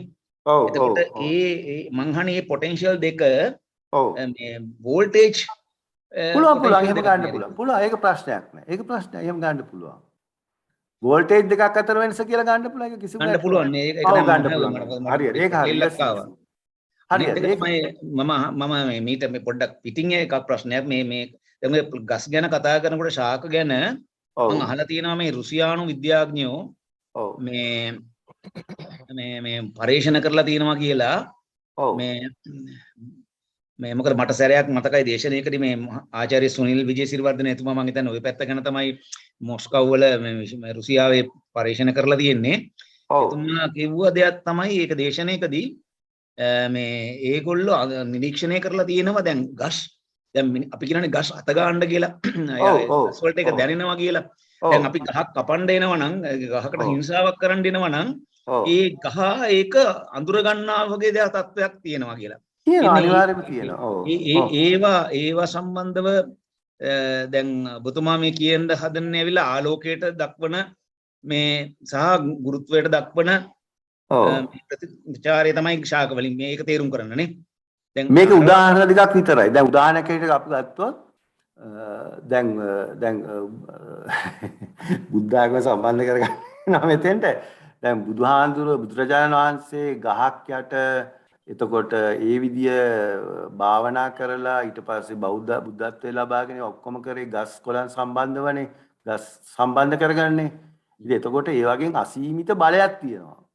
ඒ වගේ අසීමිත බලයක්. ඒතකොට ඒගොල්ලන්ට දැන් එතනදී බුදුරජාණන් වහන්සේ දේශනා කරලා තියෙනවා දැන් ගහක් කියලා කියන්නේ නිකන් අම්මෙක් වාගේ කියලා. අම්මෙක් කියලා කියන්නේ දැන් ඒ ගහ ඇවිල්ලා කපන්න හැදුවත් ඒ ගහ විනාශ කරන්න එන පුද්ගලයාට පවා සෙවන දෙන දෙයක් හැටියට තමයි ගහක් විස්තර කරලා තියෙන්නේ. ඉතින් ඒ වගේ ඒ ගහට තේරෙනවා දැන් මං මාව මේ කපන්න තමයි එන්නේ කියලා. නමුත් ඒ වුණත් ගහ වෛර කරන්නේ නැහැ කපන්න එන මිනිහට. ඒ කපන්න එන පුද්ගලයාට. එයාට පවා සෙවණ දෙනවා. ඉතින් මේ විදිය දෙයක් හැටියට තමයි ඔය ධර්මයේදී මේ බුදුරජාණන් වහන්සේ විස් කරලා තියෙන්නේ ওই ගස් ගැන. ඉතින් ඒ ගහ දන්නවා. ගහට තේරෙනවා මේ කපන්න තමයි එන්නේ. මේක පොඩි කරන්න විනාශ කරන්න තමයි එන්නේ කියලා. ඒක සම්පූර්ණයෙන් ගහට තේරෙනවා.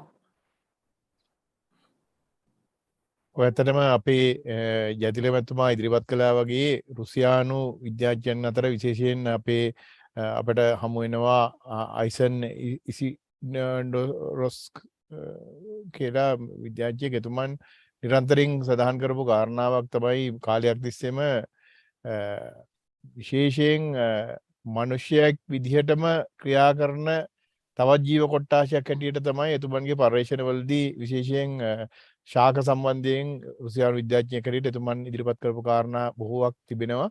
ඒ වගේම සෙමනෙස්කෝ නමින් හඳුනන තවත් විද්‍යාඥයෙක් සම්බන්ධයෙන් රුසියානු ඒ හැම දිනම වාගේ රුසියානු විද්‍යාඥයන් එතුමන්ලා ඉදිරිපත් කරපු බොහෝ කාරණාවලදී කියවෙන කරුණු බොහෝවක් අපේ වඳුරාගල මැතිතුමන් විසින් ඉතා ඍජුව ඉදිරිපත් කරන මේ ස්නායුමය ක්‍රියාකාරීත්වය පිළිබඳ කාරණා මගින් තවදුරටත් විධාරණය කරන්න පුළුවන් කියලා අපට පෙන්නනවා. ඒ අතරම අර පැරණි කාරණාවල රුසියානු විද්‍යාඥයන්ගේ ප්‍රකාශ කිසියම් ඡායානුවාදයක් හැටියට තමයි අපට පෙනෙන්න තියෙන්නේ. නමුත් ඊට වඩා ඍජුව අපට පේනවා ඔබතුමා ඉදිරිපත් කරන මේ කාරණාවලදී අර සෛද්ධාන්තික කාරණාවක් හැටියටම ඉදිරිපත් කරන්න පුළුවන් මට්ටමට ප්‍රවර්ධනය කරලා තියෙන බව පෙනෙන්න තියෙනවා. මේක වැඩේ තියෙන්නේ දැන් අපි දැන් පරිණාමය වෙනවනේ. අපි පරිණාමය වුණානේ. අපි පරිණාමය වෙනකොට ඉස්සලාම පෘථිවිය සම්භාව්‍ය වෙලා අවුරුදු මිලියන 8කට පමණ පෙර බිලියන 8කට පමණ පෙර ඊට පස්සේ ජීවය ඇති වෙනවා බිලියන 4කින් විතර. බිලියන 4.8කින් විතර. එතකොට අපේ සාගරයේ සුපයක් හැටියට තියෙන සම්පූර්ණ සුපයක් හැටියට තියෙන්නේ. ඒකේ පළමුවන ජීවය ඔරිජින් ඔෆ් ලයිෆ්. ජීවයේ සම්භවය වෙනවා. එතකොට ජීවයේ සම්භවය වෙන්නේ ඒකසෛලික ජීවියෙක් හැටියට එන්නේ. ඒ ඒකසෛලික ජීවිය ඇවිල්ලා ඊට පස්සේ ඒ DNA ප්‍රතිවලිත වෙලා ඒ ඔක්කොම වෙලා ක්‍රමයෙන් බහුසෛලික ජීවි ඇති වෙලා සාගරයේම ජීවීන් ඇති වෙලා ඊට පස්සේ ක්‍රමක්‍රමයෙන් ගස් සහ සතුන් ක්‍රමක්‍රමයෙන් ගොඩබිම ආක්‍රමණය කරනවා. ගොඩබිම ආක්‍රමණය කරලා ආත්‍රපෝඩා වංශිකයෙන් ඊළඟට ගස් වලින් නම් ජිම්නෝස්පර්මේගස්, ඇන්ජිෝස්පර්මේගස්, ෆර්න්ස් ಜಾති, මීවන ශාක ඒ ඔක්කොම එනවා. අපි මතක තියාගන්න ඕනේ හොඳටම අපි මේ මිනිස්සු උනාට අපි මිනිස්සු තව සත්තු ඉන්නවා. පූසෝ ඉන්නවා, බල්ලෝ ඉන්නවා, හරක් ඉන්නවා, එළු ඉන්නවා. මේ සත්තු ඉන්නවා. ගස් කොළන් තියෙනවා. ගස් කොළන් තියෙනවා, ගොයන් ගස් තියෙනවා, පොල් ගස් තියෙනවා, දෙල් ගස්, ඒ ගස් වර්ග තියෙනවා. අපි ඔක්කොම ආවේ එකම මූලයකින්. අපි ඔක්කොම සම්භාව්‍ය වුණේ එකම මූලයකින්. දැන් අපි මෙතන ට්‍රිලියන ගාණක් සෛල තියෙනකොට අපේ ඇඟේ, එතකොට අපේ ඇඟේ මෙච්චර ට්‍රිලියන ගාණක් සෛල තිබ්බා කියලාවත් අපිට උසස් මනසක් තිබ්බා කියලාවත් අපි අමතක කරන්න හොඳ නැහැ. අපේ මූලය ගස් කොළන් සත්තු ඔක්කොම එකම මූලයෙන් ඇති උනේ. එහෙනම් එකම මූලයෙන් ඇති වුණා නම් ශාකවලට දැනෙන දේවල් අපට දැනෙන දේවල් සමහරක් පහත් මට්ටමකින් වෙන්න පුළුවන්. ශාකවලටත් දැනනවා වෙන්න ඕනේ. ශාකවලටත් දැනනවා වෙන්න ඕනේ. ශාක දැන් උදාහරණයක් ඇටියට මම මේ ළමයිට උගන්වන මේ දවස්වල ශාකයකට නියගයක් වනාන්තරයක නියගයක් ඇති වෙගෙන එනවා නම් ශාක මුල මොකද කරන්නේ? පණිවිඩයක් අරිනවා පත්‍රයට, ඔන්න නියගයක් එනවා, ශාකයෙන් වතුර ජලය පිට වෙනක වළක්වන්න පූ ටික වහලා දාන්න කියලා. මේ විදිහේ දේවල් මෙකැනිසම්ස් ඔපරේට් වෙනවා. මේ විදිහේ මෙකැනිසම්ස්, මේ විදිහේ යාන්ත්‍රණ ඔපරේට් වෙනවා. මේ විදිහේ දේවල් වෙනවා. ඉතින් ඒ කියන්නේ අපු නොදැනුව දැන් උදාහරණයක් ඇරෙන්න අපි කොහොම ගහ ගොඩක් වෙලාවට භාවිතා කරනවා සිංහල වෙදකම් වල ඔය දෙයියන්ගලේ දහදුනාම එහෙම කියලා දානවා කොහොම ඒ කොහොම වල තියෙන කිරණ වර්ග ඒවා ගැන අපි නොදන්න දේවල් ගොඩක් තියෙනවා. දැන් උදාහරණයක් ඇරෙන්න බෝගහ ගත්තොත් දැන් එක්කෙනෙක් මම ඇහුවා ඇයි මේ බෝගහේ තියෙන විශේෂත්වය. බෝගහේ තියෙන විශේෂත්වය තමයි බෝ කොලේ අපි හරස් කඩක් ගත්තොත් බෝකොලේ හරස්කඩේ අපි මයික්‍රොස්කෝප් එකක් ඇතුළේ දාලා බැලුවොත් අපිට පේනවා ඒකේ තියෙනවා පොඩි ස්පටික කැල්සියම් කාබනේට් ඒවට කියනවා කෝස්ටාශ්ම කියලා. ඒවා තියෙනවා දක්නට ලැබෙනවා බෝකොලේ ඇතුලේ. ඉතින් ඒවා ඒ ෆිකස් රිලිජියෝසා නේ බෝගහේ නම. එතකොට ඒ විදිය දේවල් සමහර අනිත් ශාකවල නැහැ. ඉතින් ඒ විදිය අමුතුම බොහෝම මේ මහා දැනුම් සම්භාරයක් තියෙන ක්ෂේත්‍රයක් තමයි මේ ශාක ස්නායුක ජීව විද්‍යාව කියලා කියන්නේ. ඒක එක්ස්ප්ලොයිට් කරන්න පුළුවන්. එක්ස්ප්ලොයිට් කරන්න පුළුවන් කියන්නේ අපිට දැන් උදාහරණයක් ඇටියට අපි බත්කූරෙක් නැත්තම් අපි කිව්වොත් බත්කූරෙක් හරි බත්කූරෙක් ගමුකෝ. අපි බත්කූරෙක් ඉගිලෙන විදිය දිහා බලලා තමයි හෙලිකොප්ටරේ අපි නිර්මාණය කරා. එතකොට තුඹසක් බදින විදිය බලලා ඇවිල්ලා වේයෝ අපි මහා ස්කයි ස්ක්‍රේපර්ස් ඒ කියන්නේ මහා විශාල බිල්ඩින් නිර්මාණය කරා. ඒ වගේ මේ ශාකවල සිදුවන දේවල් අපි අධ්‍යයනය කරලා ඒවා අපි අවබෝධ කරගත්තොත් අපට විශේෂයෙන්ම ශ්‍රී ලාංකීය ජාතියක් හැටියට අපට මේවා යොදලා කරන්න පුළුවන් නිර්මාණ මේ වගේ ගන්න පුළුවන් අදහස් අපේ පැරැන්නන් අපේ උදාහරණයක් හැටියට මහා පරාක්‍රම බව රජු ඉන්න කාලේ මේ නීල හරිත ඇල්ගා තමයි ස්වභාවික පොහොර හැටියට ගොයන් වලට දාලා තියෙන්නේ. නීල හරිත ඇල්ගා සයන බැක්ටීරියා. ඒ වාගේ තාක්ෂණය අපි ළඟ තියෙනවා. ඒ තාක්ෂණය සම්පූර්ණයෙන්ම අවුරුදු 500ක් තිස්සේ අපි යටත් විජිත වෙලා ඉඳලා අපේ මේක දැන් විකෘති වෙලා තියෙන්නේ ඔක්කොම. ඉතින් අපි මේවා ඇදලා ගන්න ඕනේ එළියට. ඇදලා අරන් මේවා සාමාන්‍ය අපේ ජන ජීවිතයට එදිනෙදා පරිහරණය කළා වඩා සාර්ථක සෞභාග්‍යමත් රටක් හදන්න අපි මේ ඥාණය යොදා ගන්න ඕනේ. ඒ සඳහා වැඩිපුර මේ සම්බන්ධව මේ ස්වයං අධ්‍යයනය කරලා පර්යේෂකයන් ඔය මහ ලොකුවට විද්‍යාගාරවල උපකරණ තියාගෙන කරන පර්යේෂණ නෙමෙයි. ගයක් ළඟ ගහක් යට එහෙම නැත්නම් කුඹුරක් ළඟ කමතක් ළඟ පොල් ගහක් යට ඒ වගේ කරන පර්යේෂණ තමයි වටින්නේ. ඔබ බලලා දන්නේ නැති අයිසැක් නිව්ටන් කොහොමද ගුරුත්වාකර්ෂණ හොයාගත්තේ කියලා. ඉතින් ඒ වගේ මේ මහා විද්‍යාගාරවල ලොකු උපකරණ භාවිතා කරමින් කරන දේවල් ඒවා නෙමෙයි පර්යේෂණ. ඒවා කරන එක හොඳයි.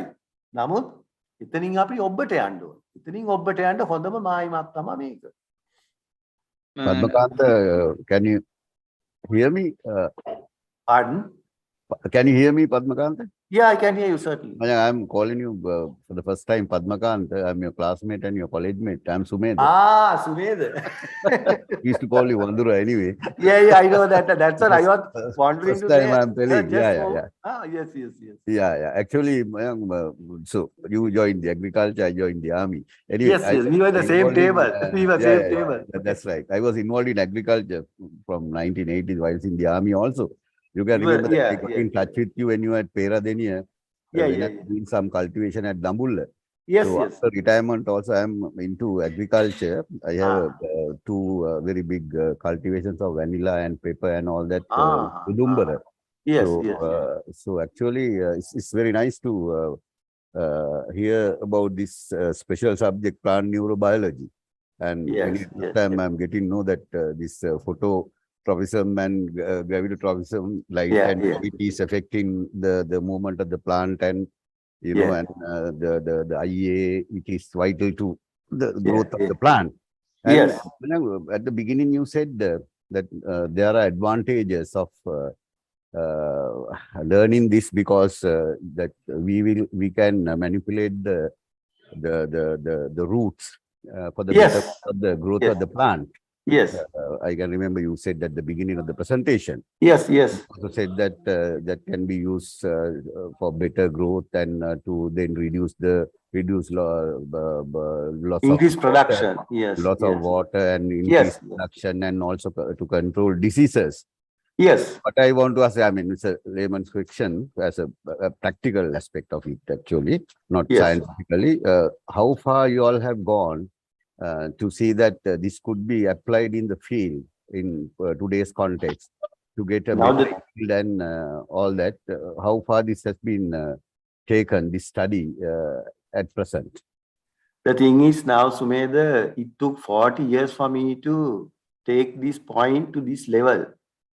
I had to sacrifice all my lifetime after leaving school to develop this theory, the technique, the theory actually. Now only we are going for the field experiments and field trials.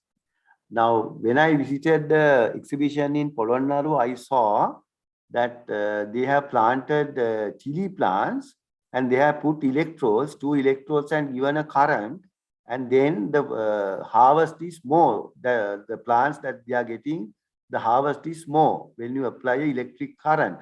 So likewise, there are small experiments here and there where there is going on, where it's going on. But on a large scale, this theory has not been exploited at all, on large scale. Right, so there is a big demand, big vacuum, and big big resource, so that we can make use of this theory, and researchers, thinkers, new concepts, these are new concepts, can be developed. So I am trying at the moment to help with the Rajarata University and then try to do experiments, and there are very few publications. So the other thing what I want to know is, now this type of seminar I did it 1991 at the British Council. And then what happened recently, I sent this, there is only one laboratory in the whole world who is doing these experiments. That is University of Firenze. There is a laboratory called Plant Neurobiology Laboratory. So they have started only recently. Now I started this in 1984, 40 years ago. They have started only 6 years ago. So when accidentally I sent one of the advertisements to them, which I delivered a lecture at the British Council, after that they are not communicating. So there is a lot of what I call patent rights. Now Sri Lanka should get the credit for this, and we should exploit this. Unfortunately, there is very few field experiments that has been done. Few experiments are being doing here and there, but on a large scale, we had to develop. We had to go on developing this technique with this concept, and then has to go on like that. We had to make more. For instance, if you take like this. Now I said that the water can be saved by using this theory. So then we have to manipulate how the stomata of the plants, leaf stomata, how they operate. So there is no explanation up to today how the stomatal behavior is operating. So this theory explains how this operates. So that type of research has to be done. That's the type of research. I understand. These are very time-taken, lifelong missions. So that Yes. I'm lucky after spending anyway 38 years in the army. At least I saw an end to terrorism. So still you are continuing with your mission. So in that way I'm lucky, I suppose. Anyway, make a practical aspects. I think that will be very advantageous. All what I can tell you from my practical experience in the field for the last 20-30 years, not in the battlefield, in the agriculture field. So we also knew that there's some this thing, neurosystem is there in the plants, especially now if you take a plantation, if you give more attention, that we find that, the growth is good and, less diseases and all. The moment you neglect, you are bound to have a lot of problems. So that itself shows that the plants also have some behavior that they do understand the care and this thing that you take. So in first studies, of course, it's been proved scientifically. I hope that somebody will, and you all get together and will take the next step, and we'll be able to use it for the betterment of the agriculture industry in the whole world. Anyway, very enlightening. It's a very good presentation, Mandura. Thank you. All the very best to you for your. Thank you very much. Thank you. I'll get in touch with you through WhatsApp also. Right. Yes. Okay. You are welcome. You are welcome. Thank you. Okay. So the thing is, Sumedha, there is another thing which I want to suggest, because you are in the military. So now this is about plant neurobiology now. Now this is when you say about these magnetic fields and the electrical fields and the geomagnetic fields. So if you just take a plane or a what we call an aircraft, starting from Colombo, right? Yeah. And it's moving to Heathrow, London. Right? Yeah. Heathrow, London. You fix a small computer in the aircraft. Yeah. And then you, what you say is, what you do is you integrate all the energy gradients from Colombo to Heathrow. You calculate, right? Okay. Then you calculate the amount of energy difference and the amount of fuel that you need for that energy gradient. Right. Then any energy, any fuel that is pumped extra, apart from that energy, which is required, is wastage. Is wastage. Is it? Is wastage that can be minimized. If you talk a little more on the military side, for instance, if you are sending a missile from, we'll say from Pakistan to India, for instance, I'm saying, so if you calculate the energy gradients that is operating in between these 2 points, the target and the, but from where you are attacking, then you can get the correct target by calculating all these energy gradients. It's a very interesting subject anyway. There are so many things. So it's like that. Yeah. And the other thing, there is another thing which I want to tell you now. These extra things that I'm talking apart from the plant neurobiology. Yeah. But it's also included in this theory is that sometimes these medical, for instance, if you have to go somewhere, following day, you say we want to go to abroad or some other work we have to do. You don't fall asleep at night, right? You just toss in your bed up and down and stay. Then you just concentrate and think, okay, tomorrow I'm going in this vehicle. I'm going to take this luggage with me, and I'm going through some route like that. You think. Then some or the other you fall asleep at night, and following morning you wake up. Yeah. And following morning you wake up. Then you go to the washroom, and while brushing your teeth and washing your face, you say, no, I am not going the way I thought last night. I am going this way. I am not going to wear this suit. I am not going by this vehicle. Like this, you change your mind. So that is because in the night, when you go to sleep, the electromagnetic waves that is operating on your brain is different. So what happens is in the human brain, there are small, what I call that's called nanoparticles, nanomagnets.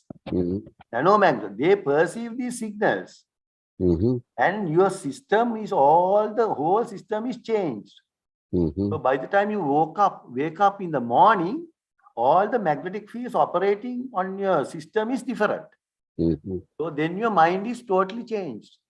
You change your ideas. So likewise, that is for the betterment, correct? For the betterment, yes, for the betterment. So you can manipulate that's that we have experienced a lot of things like that when you go in the field. Also sometimes you find, actually how you react to situations. It's a life and death game. You get wounded, people get killed, all that is there. But most of the time what I have seen is people who are very, now even in my whole career, what I've seen is people who are very energetic, like some soldiers, you can't send them on leave. They get either they go and assault a bloody cop or do something to a bloody woman and all this stuff. But they are the best guys in the field, right? Yeah, that's true. So I always select those guys because they are the best guys to go and kill terrorists, not these 3 bag full guys. Because I find that they are more energetic. They are very vibrant, and of course, if you keep them under control, you can get better work than a definitely ceremonial guy who will say yes to everything, and who will wear a nice uniform and this and that for ceremonial duties. So these are also, I think, attribute to what you say is that the energy that is being produced within a human being. I think that counts a lot. It is this like this. It is now we have the DNA. Each person has a DNA frequency. DNA, right? DNA fingerprint, right? Yeah. So it's like that each person has an energy frequency. Each person has an energy frequency. Now, both of us are talking because at this moment our energy frequency is equal. Yeah. So what happens is that when you concentrate, your energy frequency goes up. For instance, if you are in the battlefield, it's totally different. You must be knowing better than me. Yeah. So then when you come to the camp, then again, you are just restless and you are just unsettled. So what happens is these energy gradients move here and there. So the people who can manipulate, you can adjust these energy gradients, energy frequencies can lead a very balanced life than the others. At least they can come out alive. In our case. Right. Okay, thank you very much. Very මුද්‍රාගල මහත්තයා මම නෙම්සිරි නැවතත් මම ඔබතුමාගෙන් මේ අහන්න ඕනේ දැන් මට පේනවා විශේෂඥ වෛද්‍යතුමාත් ඉන්න නිසා දැන් ඔබතුමා මට නිින්ද ගැන කතා කළාම මට මතක් වුණේ මේක.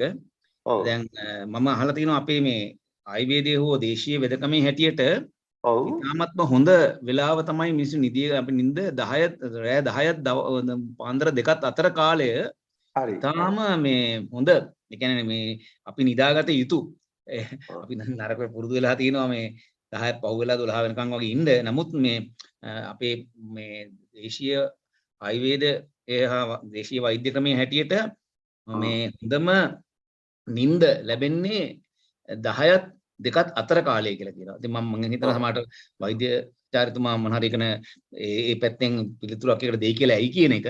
අනිත් එක තමයි මම දැන් ඔබතුමා මේ පරිශ්‍රණයේ මම කියන්නේ අපි බෞද්ධයෝ හැටියට අපි මේ පංචේන්ද්‍රයන්ට විතරක් සීමා වෙන්නේ නැහැ. නෑ. දැන් ක්වොන්ටම් භෞතික විද්‍යාවේ තමයි ඔක ජීවිතයට ආවේ මනස කියන ප්‍රශ්නෙත් එන එක. මුත් අදටත් භෞතික විද්‍යාව බටහිර විද්‍යාඥයෝ කැමති නෑ ඒකට. ඒක නිසා තමයි අයින්ස්ටයින් මැරෙනකම්ම ක්වොන්ටම් භෞතික විද්‍යාවට විරුද්ධ වුණේ.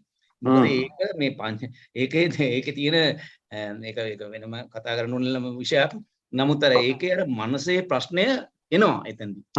ඒ වගේ මම හිතන්නේ මෙතනත් අපි කියවනේ දැන් ගසුත් අපි වගේම එක්තරා විදිහකට බැලුවොත් බුදුදහමේ ඒක තමයි හැම සියලු සත්වයන්ට කරුණාව කියන්නේ. බටහිර ඇවිල්ලා අනිත් සත්වයන්ට කරුණාව නෑ. ඒගොල්ලෝ හිතන්නේ අනිත් සත්වයෝ පහළ වෙලා තියෙන මිනිස්සු වෙනුවෙන් කියලා. මොකද benefit of human තමයි ඒගොල්ලෝ කියන්නේ.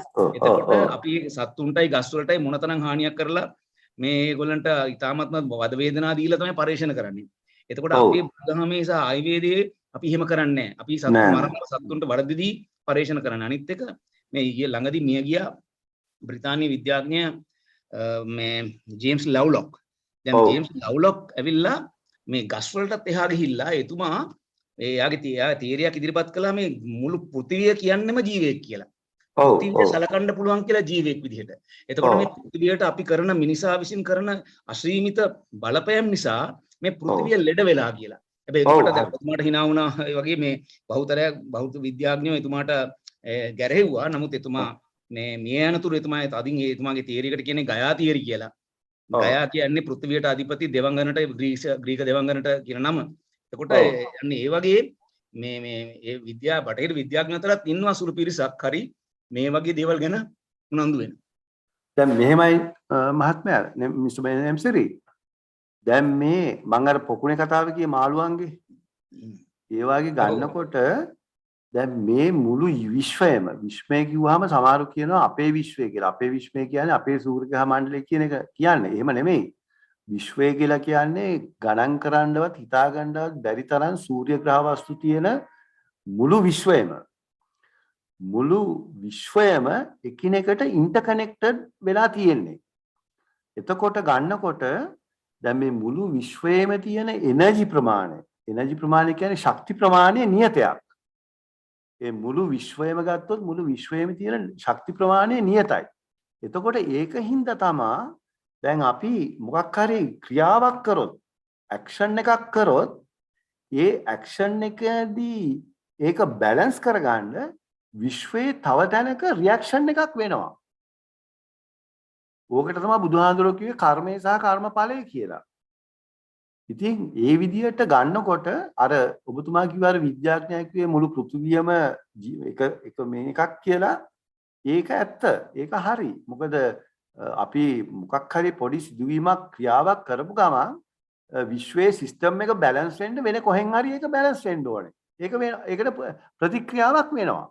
එතකොට අපි පෘථිවිය විනාශ කරොත් අපි මේකේ තියෙන ගස් කොළන් කැපුවොත් දිය දේවල් විනාශ වෙලා ගියොත් පස දූෂණය වුණොත් සමුද්‍ර දූෂණය වුණොත් එතකොට මහා විනාශය මේ ඒකේ එන බලපෑම් දැන් ඔබතුමාට පේනවා ඇතිනේ දැන් අපි කාටවත් පේනවානේ ගෝලීය උෂ්ණත්වය වැඩි වෙනවා අයිස් කඳු දිය වෙනවා මුහුදු මට්ටම් ඉහළ යනවා ආහාර ප්‍රශ්න එන්න වැඩි වෙනවා ඒ වගේ මහා මේකට හේතුව වෙලා තියෙන්නේ මම ඔය ගැන කල්පනා කරා ගොඩක්ම මේ සිස්ටම් එක පෘථිවියේ තියෙන සිස්ටම් එක ෆේල් වෙන්න වෙලා හේතුව තමයි අපි විද්‍යාවේදී කරපු උපකල්පන වැරදි.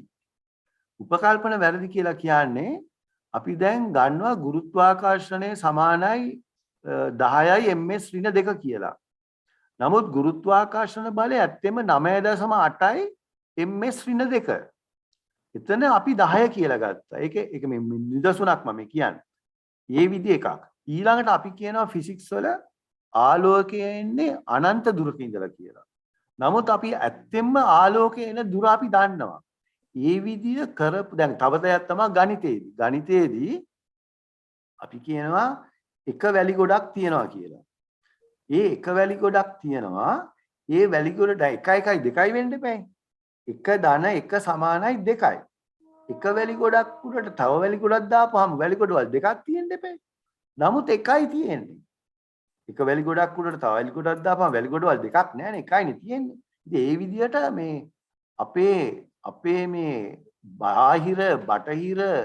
බටහිර යුරෝපීය සිද්ධාන්ත මුල් කරගෙන අපි කරන මේ උපකල්පන වැරදි හින්දා තමයි මේ සිස්ටම් එක ෆේල් වෙලා තියෙන්නේ.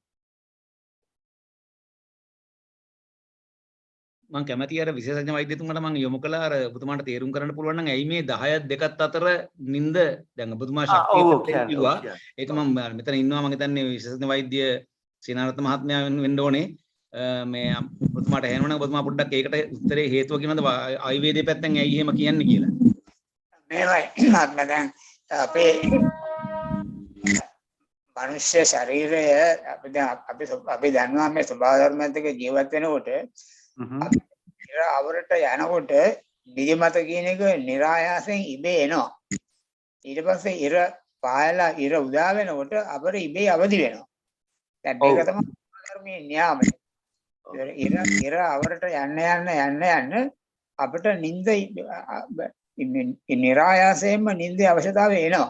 ඒකෙන් අපිට දෙන පණිවිඩය තමයි ආයුර්වේදයේ එන්නේ ඒ පණිවිඩය තමයි ආයුර්වේදයේ උල්පල අපිට පෙන්නලා දෙන්නේ. අපි දවල් දවසේ අපි සක්‍රීය ජීවිතයක් ගත කරන්නේ. ඒතකොට දවල් දවසේ සක්‍රීය ජීවිතයක් ගත කරපු ශරීරයට රාත්‍රියේ නිින්දේදී තමයි මේ ගෙවි ගිය ශෛල අලුපැඩියා වෙලා අලු ශෛල හැදිලා ඉන්ද්‍රිය පද්ධතිය ප්‍රබෝධමත් වෙන්නේ රාත්‍රියේ නිින්දේදී. ඒතකොට ඒ රාත්‍රියේ නිින්දේදී ගෙවි ගිය ශෛල අලුපැඩියා වෙලා අලු ශෛල හැදිලා පහුවෙන්දා උදේට ප්‍රබෝධයෙන් නැගිටින්නට පුළුවන් වෙන්නේ අපේ රාත්‍රියේ නිින්ද ගැඹුරු විවේකී නිින්දක් වුණොත්. ඒතකොට ගැඹුරු විවේකී නිින්දක් ලැබෙන්න නම් ආයුර්වේදයේ පැහැදිලිව දෙන උපදේශය තමයි රාත්‍රී ආහාරය ගන්න ඕන නිින්දට පැය දෙකකටවත් කලින්. ඊළඟට රාත්‍රී ආහාරය සැහැල්ලු වෙන්නත් ඕන.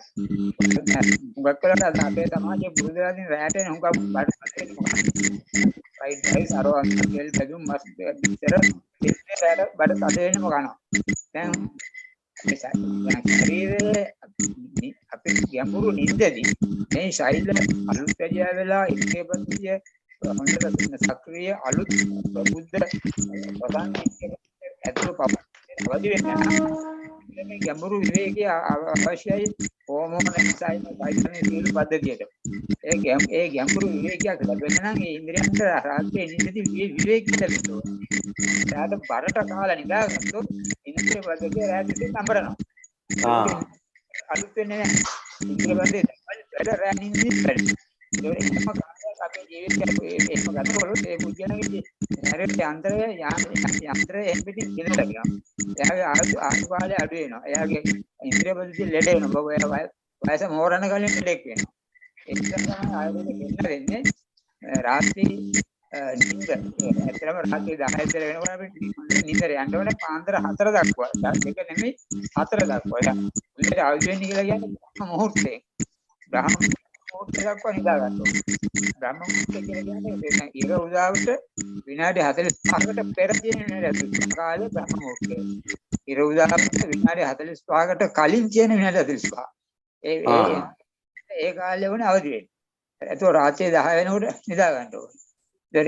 එහෙම නිදා ගන්න පැය දෙකකට කලින් රාත්‍රී ආහාරය ගන්නත් ඕනේ. රාත්‍රී ආහාරයක් වෙන්නත් ඕනේ. එතකොට තමයි අපේ ඉන්ද්‍රිය පද්ධතිය රාත්‍රී කාලේදී හොඳට අලුත් වැඩියා වෙලා ප්‍රබුද්ධ ප්‍රසන්න ඉන්ද්‍රිය පද්ධතියක් ඇතුව පහුවෙන්ද උදේට අවදි වෙන්න පුළුවන් වෙන්නේ. එහෙම පුජලාගේ නිරෝගී භාවය සහ ආයුෂ රැකෙනවා කියන එකයි ආයුර්වේදය අපිට පෙන්නලා දීලා තියෙන්නේ. දැන් ওই විදියට මම දේශනයක් දුන්න මේ මහනුවර කටුගස්තොට පන්සලේ පොසොන් එකට නෙමෙයි පොයකට සිල් ගත්තුදා මට කිව්වා මට දේශනයක් දෙන්න කියලා. ඔව්. ඉතින් මම බුදුරජාණන් වහන්සේගේ දිනචරියාව දේශනයට උපයෝගී කරගත්තා. බුදුරජාණන් වහන්සේගේ දිනචරියාව උපයෝගී කරගෙන මම කිව්වා දැන් බුදුරජාණන් වහන්සේ තතපුනේ පැය දෙකනේ දවසට. එතකොට මම කිව්වා මෙහෙමයි උනේ කියලා. ඉතින් මම කිව්වේ දැන් අපේ සමාජයේ සමහර ළමයි ඉන්නවා පොඩි ළමයි අවුරුදු 10 12 ළමයි ඒගොල්ලෝ හරිම දඟයි. ඒගොල්ලෝ රැට නිදා ගන්නෑ. එක්කෝ බයිසිකලයක් පදී ගියේ ඇතුලේ එක්කෝ කැරම් ගහයි එක්කෝ මියුසික් දායි ඒගොල්ලෝ නිදා ගන්නෑ. ඒගොල්ලෝ පාන්දර 12:00 1 වෙනකන් නිදා ගන්නෑ.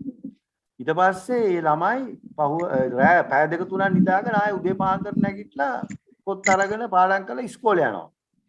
ඉතින් දැන් මේ දෙමව්පියෝ බලනවා මේ ළමයා නිදා ගන්නෑ. ඉතින් දෙමව්පියෝ බය වෙනවා. බය වෙලා මේ දෙමව්පියෝ මොකද කරන්නේ මේ ළමයිව අරන් යනවා මානසික වෛද්‍යවරු ළඟට.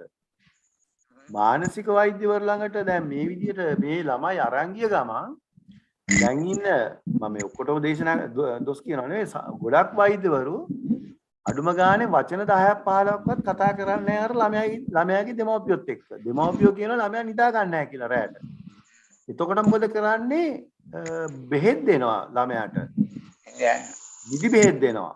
එතකොට නිදි බෙහෙත් දුන්නා වෙන්නේ ළමයාට රැට නිින්ද යන්නේ නැහැ නිදි බෙහෙත් ගත්තට. උදේට දවල්ට තමයි නිින්ද යන්නේ. එතකොට මේ ළමයා ඊට පස්සේ මේ බෙහෙත් වලට ඇඩික්ට් වෙනවා.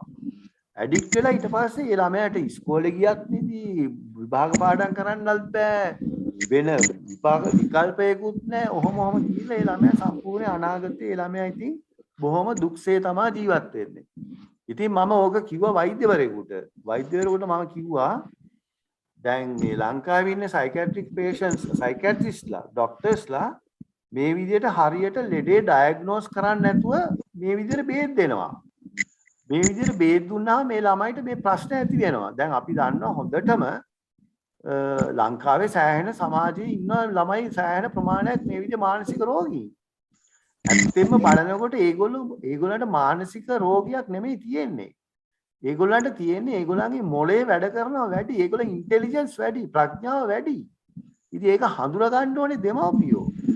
ඉතින් එතකොට මම මේ වෛද්‍යවරයාට මම කිව්වා මගේ යාළුවෙකුට මෙහෙමයි මේ සයිකියාට්‍රිස්ට්ලා බෙහෙත් දෙනවා බලන්නෙත් නැහැ මේගොල්ලන්ගේ ලෙඩ ඩයග්නෝස් කරන්නෙත් නැහැ බිහේවියර් එක බලන්නෙත් නැහැ මේගොල්ලෝ හැසිරෙන විදිය බලන්නෙත් නැහැ. එතකොට ඒ දොස්තර මහත්තයා කිව්වා මඳුරාල මහත්තයා ඕවා බල ඉඳලා බෙහෙත් දෙන්න ගියොත් ළමයි මේ මිනිස්සුන්ට සයිකියාට්‍රිස්ට් ડોක්ටර්ස්ලාට යන්න වෙන්නේ බයිසිකල් වල ගිය වැඩට.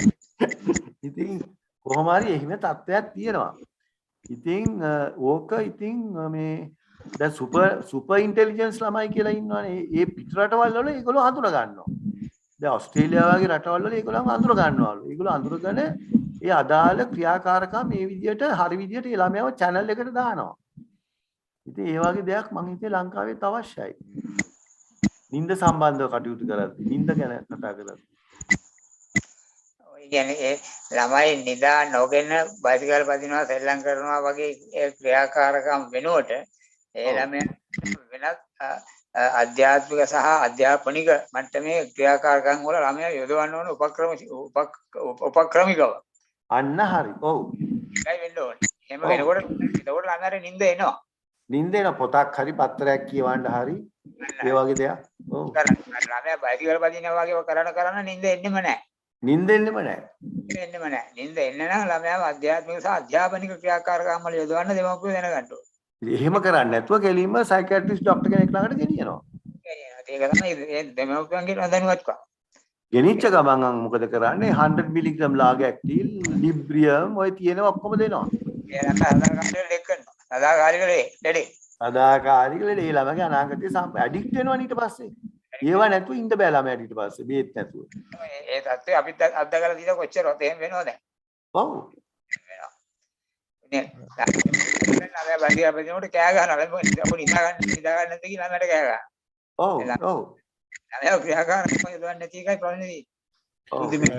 තවත් භාතයක් ඉන්නවා මේ යමක් විමසන්න බලාපොරොත්තු වෙන අතෝසවල තියෙනවා එතුමන්ට අවස්ථාව. මිස්ටර් පියා තමයි උදේ කතා කරන්නේ. උදේ සිරිවර්ධන මහත්මයා කතා කරන්න. මම අපේ පත්මකාන්ත මේ ડોක්ටර් පත්මකාන්ත සගෙන් පොඩි කාරණා ටිකක් දැනගන්න ඕන මට. ඔව්. ඒ කියන්නේ අපේ පෘථිවිය තමන්ගේ අක්ෂ වට පරිභ්‍රමණය වෙන සාමාන්‍ය පැයට කිලෝමීටර් 1600ක වගේ වේගයකින් ඒ වගේම පරිභ්‍රමණය වෙනවා ඊළඟට පැයට කිලෝමීටර් 1,10,000ක් විතර වේගයෙන් ඊට පස්සේ අපේ සෝලර් එක කියන්නේ අපේ සෞර ග්‍රහ මණ්ඩලය මේ සෙට් එකම යනවා පැයට කිලෝමීටර් 8,00,000ක විතර වේගයෙන්. ඒ වගේම අපේ මිල්කි වේ එක මේක යනවා පැයට කිලෝමීටර් 7,700 විතර වේගයෙන්. ඉතින් මම සර්ගේ අහන්න ඕනේ දැන් ඊට පස්සේ ඒක එක තැනක්. ඒක ඊළඟට දැන් අපේ DNA නිර්මාණය වෙන්නේ ඇටම්ස් එක ඉලෙක්ට්‍රෝන සහ ප්‍රෝටෝන ඒවා. ඊට පස්සේ ඉලෙක්ට්‍රෝන අපේ පෘථිවියේ මැග්නටික් ෆීල්ඩ් එකට සාපේක්ෂව තමයි ඒගොල්ලෝ මං හිතන්නේ චලනයක් ලබා ගන්නෙ. ඒ ගන්න චලනයන් වලින් ලබා දෙන වෝල්ට් විභවාන්තරය හරහා තමයි අපේ සෛල ඇඟේ තැන් තැන් වල තියෙන සෛල නිර්මාණය වෙන්න අවශ්‍ය ප්‍රෝග්‍රෑම් මං හිතන්නේ කරන්නේ. ඒ කියන්නේ මම මේ ඔව් හරි. ඔව්. ඉතින් සර් දැන් මට සර්ගෙන් දැනගන්න ඕනේ සර් දැන් මෙන්න මේ කාරණාත් එක්ක මේ වෝල්ටේජස් වෙනස් වීම හරහා ප්‍රෝග්‍රෑම් කරන අපේ ඇඟ. එතකොට දැන් වේව්ස් ඒ කියන්නේ 5G 4G 3G ඕන G වේව් එකක් අපි වලට අපි එක්ස්පෝස් වුණ ගමන් අපේ සාමාන්‍ය කැල්සියම් channel gates වෙනස් වෙන පටන් ගන්නවා. ඒ හරහා free radicals increase වෙනවා. ඒ හරහා මේ කැල්සියම් අයන් වැඩි වෙලා අපේ වෝල් ඉලෙක්ට්‍රික් changes වෙන්න පටන් ගන්න ඇඟ ඇතුලේ. ඒ හරහා තමයි ඔය neurological effect ඊළඟට nausea, fatigue, muscle ඒ වගේ ගොඩාක් වෙන්න පටන් ගන්නවා. දැන් සර් මම අහන්නේ මෙන්න මේ පෘථිවියේ මැග්නටික් ෆීල්ඩ් එක සහ මේ ශාකවල මිනිසුන්ගේ මෙන්න මේ ඊට සාපේක්ෂව යා චලනයත් එක්ක ලබා ගන්න මැග්නටික් ඒ කියන්නේ අපේ ඇඟේ යම්කිසි කාන්දම් ප්‍රමාණයක්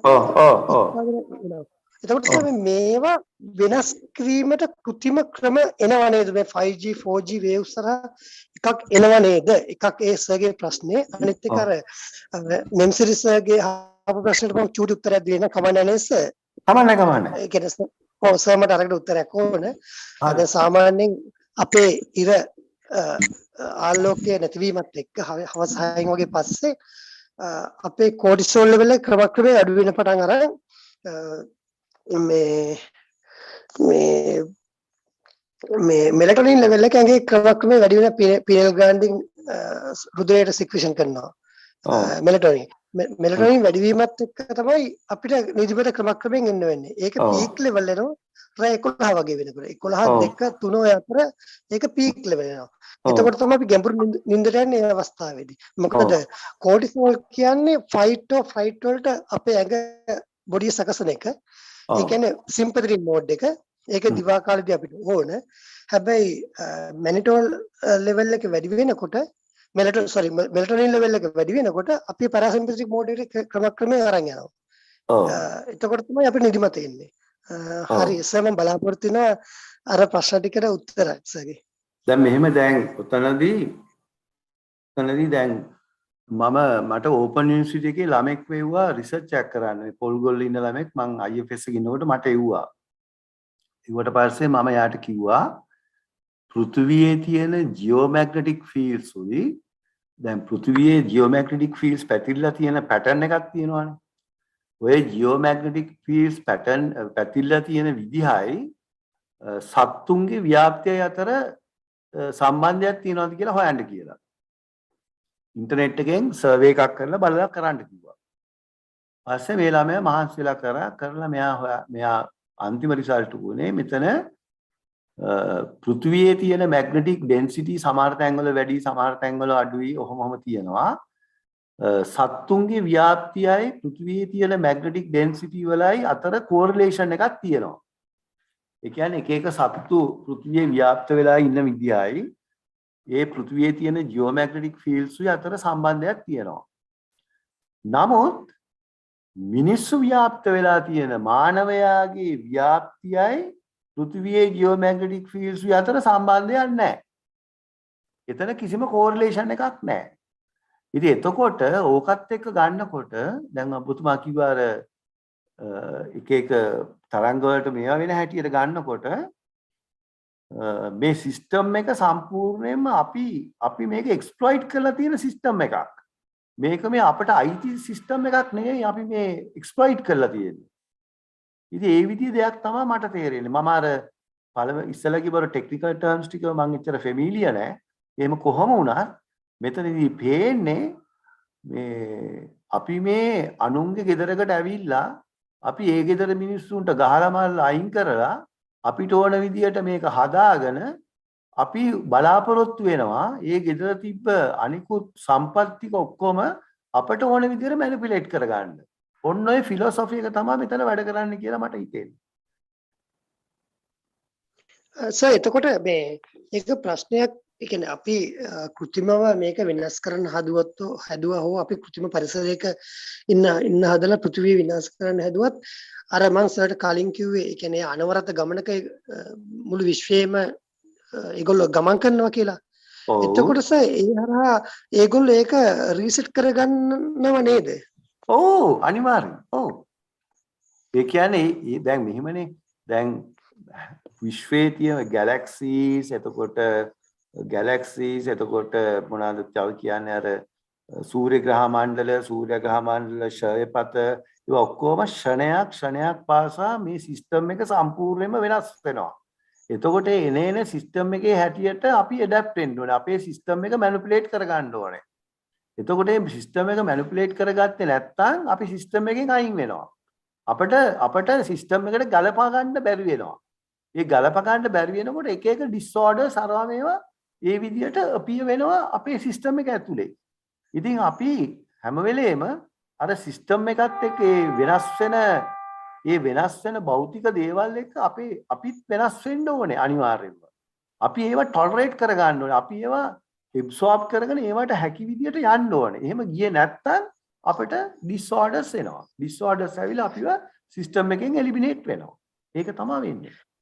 එතකොට දැන් සාමාන්‍ය දැන් ඔය මැග්නටික් ෆීල්ඩ් එක අනුව දැන් පෘථිවියේ නිර්මාණය වෙන ශාක තියෙනනේ එක වෙන ශාක දෙන. හැබැයි ඒ වගේම ඒ ගස් කොළන් සමග ඉන්න මිනිස්සු ඒ පැත්තෙන් පැත්ත මිනිසුන්ගේ හැඩරුව සමහර ගතිගුණ සියලුම වෙනස් වෙනවා. එතකොට දැන් දේශීය ඖෂධ අපේ ආයුර්සා දේශීය ඖෂධ නිර්මාණය වෙනකොට එතකොට එක පැත්තක පුද්ගලයන්ට තව පැත්තක ඖෂධ පත්‍ය වීමේ ඉඩකඩ කොහොමද සර් ඒක?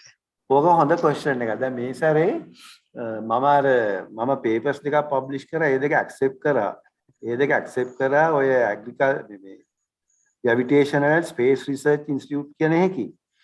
එතකොට දැන් මේ සැරේ මම මේ පබ්ලිෂ් කරන්න ඉන්න පේපර් එකක් ගැන තමයි ඔබතුමායි කිව්වේ. දැන් එතනදී මම හොයාගත්තා අපි ගමුකෝ පොඩි පාත්තියක්. අපි ගමුකෝ මේසයක්. අපි මේසේ ඇතුලේ පොඩි පොට්ස් ටිකක් තියෙනවා. අපි පොඩි පොට්ස් ටිකක් ගන්නවා. අරගෙන එක පොට් එකකට අපි දානවා ඇට පහක්. එක පොට් එකකට දාන්නේ ඇට පහයි. ඒක එක තැනක තියෙනවා. ඊට පස්සේ මීටරයක් දුරින් තව පොට් එකක් දාලා පැල පහක් තියෙනවා. කොහොම අපි කියමු 20 මේසයක් කියලා. ඕකේ අපි පැල තියෙනවා. තියලා මං කිව්වා මේ ඒක මම එක්ස්පෙරිමන්ට් එක කරා ඒක. කරලා මං කිව්වා මෙහෙම කරන්න කියලා. දැන් මගේ සැකයක් තිබ්බා දැන් අපි සාම්පල් එකක් කියලා ගන්නවානේ. අපි එක පොට් එකක තියෙන ට්‍රීට්මන්ට් එක අපි කියමු ඒකට යූරියා දානවා කියලා. අනිත් එකට යූරියා දාන්නේ නැහැ කියලා. එතකොට මේ යූරියා දාපු සාම්පල් එකේ පොට් එකේ තියෙන පැල පහම සමානයි කියලා තමයි අපි ගන්නෙ. අරගෙන අපි මේ පහේම තියෙන ඒවා එකට දාලා එකට එක්ස්ට්‍රැක්ට් කරලා අපි ඇනලයිස් කරනවා. යූරියා දාපු නැති පැලේ පහේ එකට ගන්නවා. එකට අරගෙන ඒක කරනවා. නමුත් අර පොට් එක තියෙනවා නේද? මේ පොට් එක ඇතුලේ පැල පහ තියෙනවානේ. ඔය පැල පහ අතර මං ඉස්සලා කිව්වනේ අර ලක්ෂයක් පාසා මැග්නටික් ෆ්ලක්ස් ඩෙන්සිටි එක චුම්බක ශ්‍රාව ඝනත්වය වෙනස් වෙනවා කියලා. ලක්ෂයක් පාසා බලනකොට මේ පැල පහ අතර මේ මැග්නටික් ෆ්ලක්ස් ඩෙන්සිටි එක වෙනස් වෙන හින්දා ඒ වගේ කැරක්ටර්ස් සිග්නිෆිකන්ට්ලි වෙනස්. එතකොට අපි එකම ආයුර්වේද අපි කියමුකෝ කොත්තමල්ලි කියලා. අපි දැන් මේ කොත්තමල්ලි කියලා කිය අපි කියමුකෝ පාවට්ට කියලා. අපි කුරුණෑගල හිටවන පාවට්ට ගහයි. යාපනයේ හිටවන පාවට්ට ගහයි. එකට දාලා සිරප් එකක් හදලා දීපු ගමන් අර මිනිහට ඒක සම්පූර්ණයෙන් වෙනවා. ඒක අපි හෙව්වේ දැන් පැලවල තියෙනවානේ අයන් කියන්නේ යකඩ.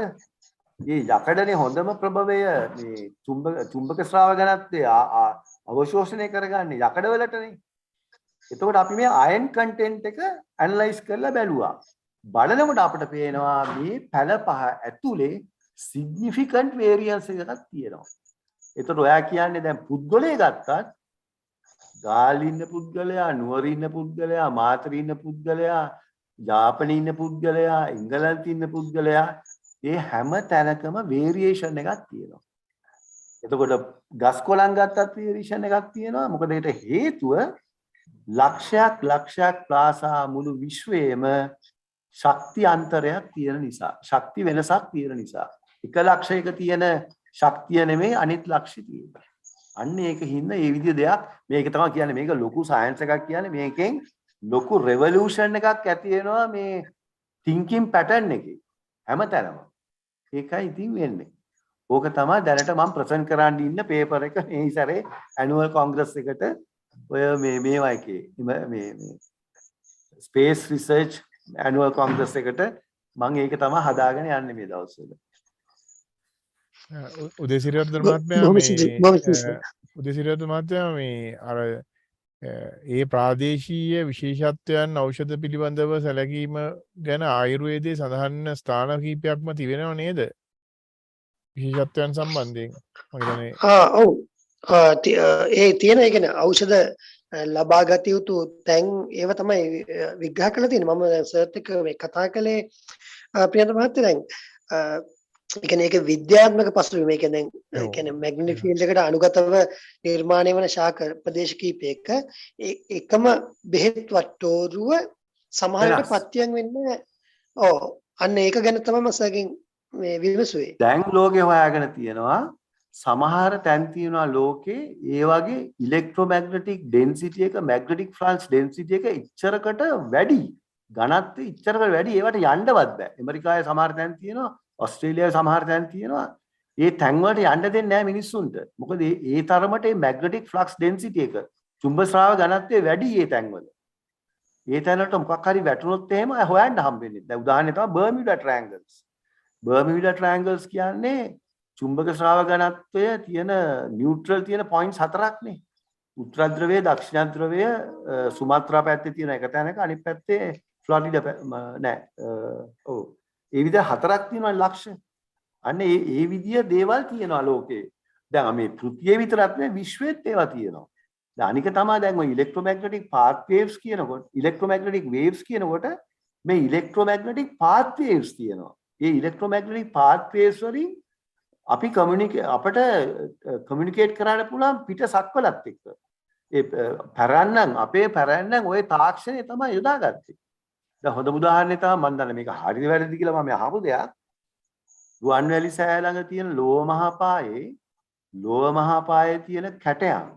ඒවා ඩිසයින්ස් ඒ කැටයන් අරන් තියෙන්නේ රාත් හාඳුලා වෙන ලෝක වලට ගිහිලා කියලා. මම දැන් ඒක ඇත්තද කියලා.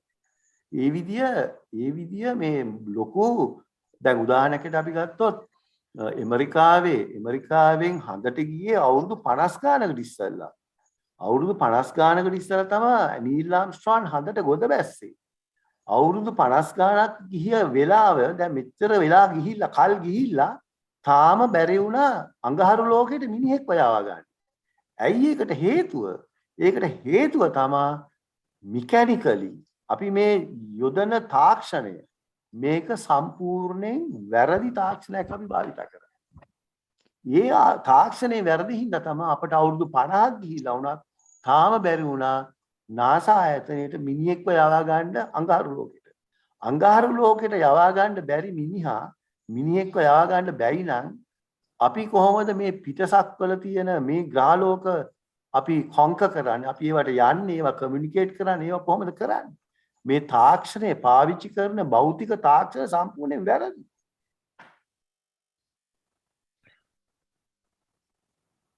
ඊළඟට ඔබතුමාගේ අවධානය යොමු කරන්න කැමතියි. දැන් අර පොළොවේ තියෙනවා විශේෂයෙන්ම බටහිර භෞතික විද්‍යාවේ සහ භූගර්භ විද්‍යාවේ සඳහන් වෙන සමහර නව සිද්ධාන්ත පද්ධතීන් මේ විශේෂයෙන් ගත්තාම යම් රේඛාවන් පිළිබඳව දක්වා තිබෙනවා. හාර්ට්ස්පාන් ලයින්, කාරි ලයින් ආදී වචන පාවිච්චි කරලා තිනවා. ඊට අමතරව ජියෝපතික් ස්ට්‍රෙස් කියලා නැත්නම් භූ ව්‍යාධි තත්ත්ව කියලා දක්වලා තිනවා. මේවායේ විශාල බලපෑමක් ශාක ලෝකයට සහ ජීවීන්ට තිබෙන බව තහවුරු කරලා තියෙනවා. ඒවා අතර දැන් සමහර නිරීක්ෂණ තිබෙනවා. සමහර ඉතා ඍජුව ගමන් මේ වැඩින ශාක සම්බන්ධයෙන් ගත්තාම විශේෂයෙන් පොල් ගහක් වැනි දෙයක් ගත්තොත් ඒක අර ජියෝපතික් ස්ට්‍රෙස් එක නැත්නම් භූ ව්‍යාධි තත්ත්ව තියෙන ස්ථානවලදී සර්පිලාකාරව වැඩෙන්න පටන් ගන්නවා. එවැනි නිරීක්ෂණ දැන් අද ලෝකේ දකින්න හම්බ වෙනවා. දැන් අර වෙනි තත්ත්වයන් සම්බන්ධයෙන් ඔබතුමා ඉදිරිපත් කරන ඔය විශේෂ විභව වෙනස පිළිබඳ කාරණාවේ යම් සාම්‍යයක් හෝ සම්බන්ධයක් පෙන්වන්න පුළුවන් තත්ත්වයක් තියෙන්න පුළුවන් නේද? දැන් මෙතන යුනිවර්ස් එකේ තියෙනවා ගේට් වේව්ස්. ගේට් වේව්ස් කියලා කියන්නේ ඒ ගේට් වේව්ස් තමයි යූස් කරලා තියෙන්නේ එක සක්වලක ඉඳලා තව සක්වලකට යන්න. ඒ ඔක්කොම මැග්නටික් ඉලෙක්ට්‍රොමැග්නටික් වේව්ස් වලින් නිර්මාණය වෙච්ච පාත් වේව්ස්. එතකොට අපේ පැරැන්නන් අපි දැක්කා වෙන වෙන ලෝකවල දැන් උදාහරණයකට බුදුරජාණන් වහන්සේ. බුදුහාඳුරෝ ජේතවන පන්සලේ වැඩ ඉන්න වෙලාවේ එක එක ලෝක වලින් එනවා මේ දෙවිවරු බණ අහන්න. එක එක ලෝක වලින් එනවා දෙවිවරු බණ අහන්න. එතකොට මේ විදිහට බණ පොත්වල කියනවා, ජාතක පොත්වල කියනවා. එතකොට ඒවා කොහොමද උනේ? ඒ සඳහා යොදාගත් ඥානෙ, යොදාගත් තාක්ෂණය තමයි මේ තාක්ෂණය. ඔය electromagnetic waves, electromagnetic path waves කියන ඒවා තමයි යොදාගෙන තියෙන්නේ. දැන් සහභාගී වෙලා ඉන්න අනිකුත් බෞද්ධුන්ට පුළුවන්කම තියෙනවා කිසියම් දෙයක් තවත් විමසන්න තියෙනවා නම් අපේ සම්බන්ධයන්ගෙන් විමසීමක් කරන්නට ඔබ හැම දෙන්නට ඒ අවස්ථාව. මහාචාර්යතුමනි දැන් අපේ ශ්‍රී ලංකාවේ සම්ප්‍රදායික කෘෂි කර්මයේදී දැන් උදාහරණයක් ගත්තොත් දැන් බුලත් වගේ දෙයක් හිටවනවා නම් ඒ බුලත් කරන්න ඒවට වෙනම නැගක් තියෙනවා. ඔව්. වර්ග අස්වැන්න බලාපොරොත්තු වෙනවා වෙනම නැගක් තියෙනවා. අර කතාව හැදෙන ඒවට වෙනම නැගක් තියෙනවා. මල්කට වෙනම නැගක් තියෙනවා. ඔව්. ඒ වගේම දැන් මේ සමහර නැගක් තියෙනවා ඒ නැගත් වලට වගාවක් ආරම්භකවල කෘමි සත්තු වෙන්නේ නැහැ. කිසිම කෘමියක් එන්නේ නැහැ. ඔව් ඔව්. අපේ දේශීය ඒ තාක්ෂණයත් ඔබතුමා ඔය කියන ප්ලාන්ට් නියුරෝබයොලොජි කියන සංකල්පයත් අතර යම්කිසි සමීකරණයක් සමානත්වයක් තියෙනවා. ඒක තමයි මේ කියන්නේ. දැන් මම අර පොතක් ලියුවා ශ්‍රී ලංකාවේ පාරම්පරික වගාක්‍රම කියලා. ඒ කියලා තියෙන්නේ මේ ප්ලාන්ට් නියුරෝබයොලොජි කියන එක ඉංග්‍රීසි වචනේනේ. අපේ ශාක සහායක ජීව විද්‍යාව කියන්නේ සිංහල වචනේ. ඉතින් මේක මොකක් හරි වචනයක් තියෙන්න එපා මේක එළියට දාන්න. ඒකින් තමයි මේ ප්ලාන්ට් නියුරෝබයොලොජි කියන වචනේ තෝරගෙන තියෙන්නේ. ඒ වචනේ විතරයි වෙනස තියෙන්නේ. මේ ඔක්කොම කියන ඒවා සම්ප්‍රදායික අපි අවුරුදු 500ක් යටත් වීජයක් වෙලා ඉන්න ඉස්සෙල්ලා අපි අනුරාධපුර යුගයේ පොළොන්නරු යුගයේ ඊළඟට මේ විදිය කාලවලදී අපි ශාස්ත්‍රීය ජාතියක් වෙලා හිටිය වෙලාවේ යොදාගත්තු තාක්ෂණය තමයි මේක. එතකොට ඒ අනුව තමයි මල් ළඟ ෆොටෝ එකක් ඇඳපු එකක් තිබ්බා. මහා දුටු ගැමුණු රජුරුවන්ගේ තානාධිපති රෝමයට ගිහිලා රෝමේ සීසර් මහාධිරාජයාගේ තානාධිපති සමග සාකච්ඡාවක් පවත්වන රූප සරණක් ඇඳපු එකක්. ඒතර ඒ විදිය එතකොට අපි ඒ තරම් දියුණු වෙලා තිබ්බ. එතකොට අනිත් දේ තමයි මෙතනදී සඳහන් නොවිච්ච දේ තමයි න්‍යෂ්ටික බලය. න්‍යෂ්ටික බලය පාවිච්චි කරලා තියෙනවා. ඉතින් න්‍යෂ්ටික බලය පාවිච්චි කරන්න තරම් අපේ සිංහල අපේ මේ ලාංකිකයෝ එච්චර දක්ෂ වෙලා තියෙනවා. එච්චර දැන් උදාහරණයක් ඇටියට මේ වෙනකොට ලෝකේ පොතක් ලියලා තියෙනවා. මේ වෙනකොට ලෝකේ පොතක් ලියලා තියෙනවා බුද්ධිමත්ම ජාතිය කවුද කියලා. බුද්ධිමත්ම ජාතිය සිංහල ජාතිය කියලා පොත ලියලා තියෙන්නේ. ලියලා තියෙන්නේ නමුත් මේ පොතේ එළියට දාන්නේ නැහැ කවුරුත්. මොකද මේ පොතේ එළියට දැම්මොත් ශ්‍රී ලාංකිකයන්ට තමයි ලෝකේ තියෙන ප්‍රථම ස්ථානය ලැබෙන්නේ. හැම රැකියාවකින්ම හැලිම මුදමුදල් වලින්ම හැමදේම ශ්‍රී ලාංකයා තමයි ඉස්සෙල්ලාම ඉන්නේ. ඉතින් අපිට ඉන්ඩිකේෂන්ස් තියෙනවානේ. ඒ පොඩි දේවල් අපිට පේනවානේ දැන් අපිට. අපේ සංස්කෘතිය, අපේ සભ્યත්වය, අපේ භාෂාව හැම දෙයක්ම මහා විශාල විදියට දියුණු වෙලා තිබ්බ දෙයක් නෙමෙයි. මේ අවුරුදු 500ක් යටත් වෙලා තිබිලා අවුරුදු 500ක් තිබ්බා වුණත් තාම අපිට පුළුවන් වුණානේ ගමේ පන්සල රැකගන්න. අපිට පුළුවන් වුණානේ කැලණි විහාරයට ගිහිලා මල් තියලා වඳින්න. අපේ කැලණි විහාරයට ගිනි තිබ්බා. ඒ වුණාට පාරවල් වැව් මැදින් පාරවල් දැම්මා. ඒත් අපි තුන්වෙලම බත් කනවා තාම.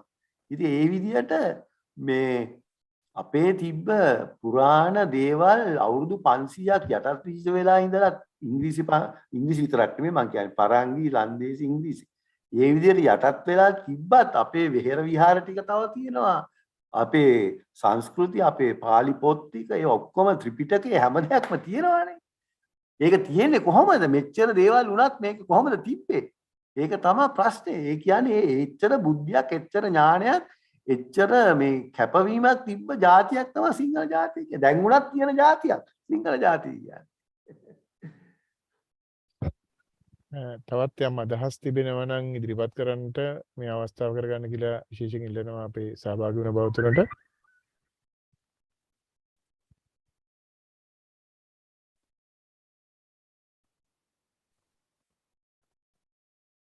අපේ ලහිරු මහත්මයා කරකින් සම්බන්ධ වෙලා ඉන්න. එතුමාත් මේ විශේෂ අධ්‍යයනයක යෙදලා ඉන්නවා දේශීය තාක්ෂණය පිළිබඳව. එතුමන්ලට යම් අදහසක් තිබෙනවා නම් ඉදිරිපත් කරන්න කියලා ආරාධනා කරනවා.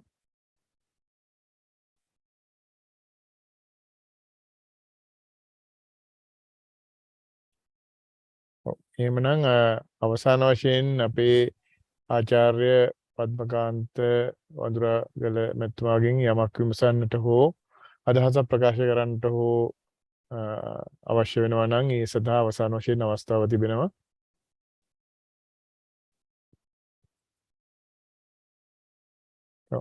එහෙමනම් අපිට පෙනෙන්නේ විශේෂයෙන් මතුවන කරුණු නොමැති බව. එහෙමනම් අපි බලාපොරොත්තු වෙච්ච කාලට පොඩ්ඩක් ඉස්සරහට අපි ගියා. නමුත් අපිට පුළුවන්කම ලැබුණා කිසියම් සාකච්ඡාවක් නිර්මාණය කරගන්නට. අපිට හිතාම හොඳින් පේන්න තියෙනවා වඳුරාගල මැතිතුමා ඉදිරිපත් කරපු අදහස් එක්ක අද දවසෙන් හමාර කරන්නට පුළුවන් මට්ටමේ ඉතා සංක්ෂිප්ත කාරණා සම්භාරයක් නෙමෙයි. එතුමන් ඉතා සංක්ෂිප්ත කොට දක්වපු කාරණාත් එක්ක අපට එතුමන් ලබා දෙන ඉදිරි කාල වකවානුව තුළ අපට පුළුවන් වෙයි තවත් යම් යම් කරුණු පිළිබඳ වෙනත් දිනයකදී සාකච්ඡාව ඉදිරියට ගෙනියන්න. මෙය සහ එතුමන්ගේ විවිධ පර්යේෂණ තියෙනවා. සමහර ශාක සම්බන්ධයෙන් කරපු විශේෂ පර්යේෂණ තියෙනවා. මේ වගේ කාලයකට කාබනික පොහොර පිළිබඳව කතා කරපු එවැනි වකවානුවක් අපි ගෙවන්නේ එවැනි කාරණාවලට අදාළ වෙන සුවිශේෂ පැලෑටි වර්ග පිළිබඳව එතුමන්ගේ පර්යේෂණ තිබෙනවා. එවැනි කාරණා ගැන අපිට වෙනත් දවසකදී කතා කරන්න පුළුවන්කම ලැබෙයි. ඒ සඳහාත් අප අවස්ථාව ඔබතුමාගෙන් ඉල්ලා හිටනවා. ඔබතුමන්ගෙන් බලාපොරොත්තු වෙනවා මේ සම්පත්දායකත්වය අපිට ලබා දෙන්න කියලා. මොකද විශේෂයෙන් අප හැම විටම මේ සියුම්මන්සල වැඩසටහනේ බලාපොරොත්තු වෙන්නේ මේ සයිබර් අවකාශය තුළ මේ දැනුම් සම්භාරය රැස් කොට තබා ගන්නට කවර පුද්ගලයෙකුට හෝ අවශ්‍ය වූ විට භාවිත කරන්නට යොදා ගන්නට මේ සමාජය වඩා යහපත් කරන්නට මේ දැනුම රැස් කරන අවකාශයක් නිර්මාණය කරගන්න පෝෂ්ඨාගාරයක් නිර්මාණය කර ගැනීම තමයි අපේ අභිලාෂය. ඉතින් එවැනි ප්‍රාර්ථනාවකින් තමයි අපි මේ වැඩසටහන ආරම්භ කළේ 380 ගණනක් වැඩසටහන අපේ ඉස්සරහට ගෙන ගියේ. විවිධ විෂයන් අල්ලා මේ සාකච්ඡාව සිද්ධ වෙනවා. ඒ වගේම මේ පිළිබඳ අධ්‍යයනයන් සිද්ධ වෙනවා. බොහෝ විද්වතුන්ගේ සේවනයේ අපට බොහෝ කරුණු රැස් කරන්න අවස්ථාව ලැබිලා තියෙනවා. මේ භාග්‍ය තවත් ඉදිරියට ගෙන යාමට ඔබතුමන් වැනි සුවිශේෂී විද්වතුන්ගේ සහාය අපි අපේක්ෂා කරනවා. ඒ වගේම ඔබතුමන්ට පුළුවන්කම තියෙනවා තවත් මේ ඔබතුමන් වැනිම මේ සමාජයේ වඩා යහපත් කිරීමේ අභිලාෂයක් සහිත විද්වතුන්ගේ දායකත්වය අපට ලබා දෙන්න. ඒ වගේම ඔබතුමන්ගේ තව බොහෝ කරුණු නොකියවුණු කරුණු බොහෝ තිබෙන බව අපි දන්නවා. ඒ දැනුම් සම්භාරයෙන් යමක් අපට ලබා දෙන්න කියලා ඉතාම ගෞරවයෙන් ආරාධනා කරනවා. එහෙමනම් අපට අද වැඩසටහන સમાપ્ત කරන්න පුළුවන්. ඊට පෙර ඔබතුමන්ට යමක් කියන්න තියෙනවා නම් එයට අවස්ථාව වශයෙන් ලබා දෙන්න.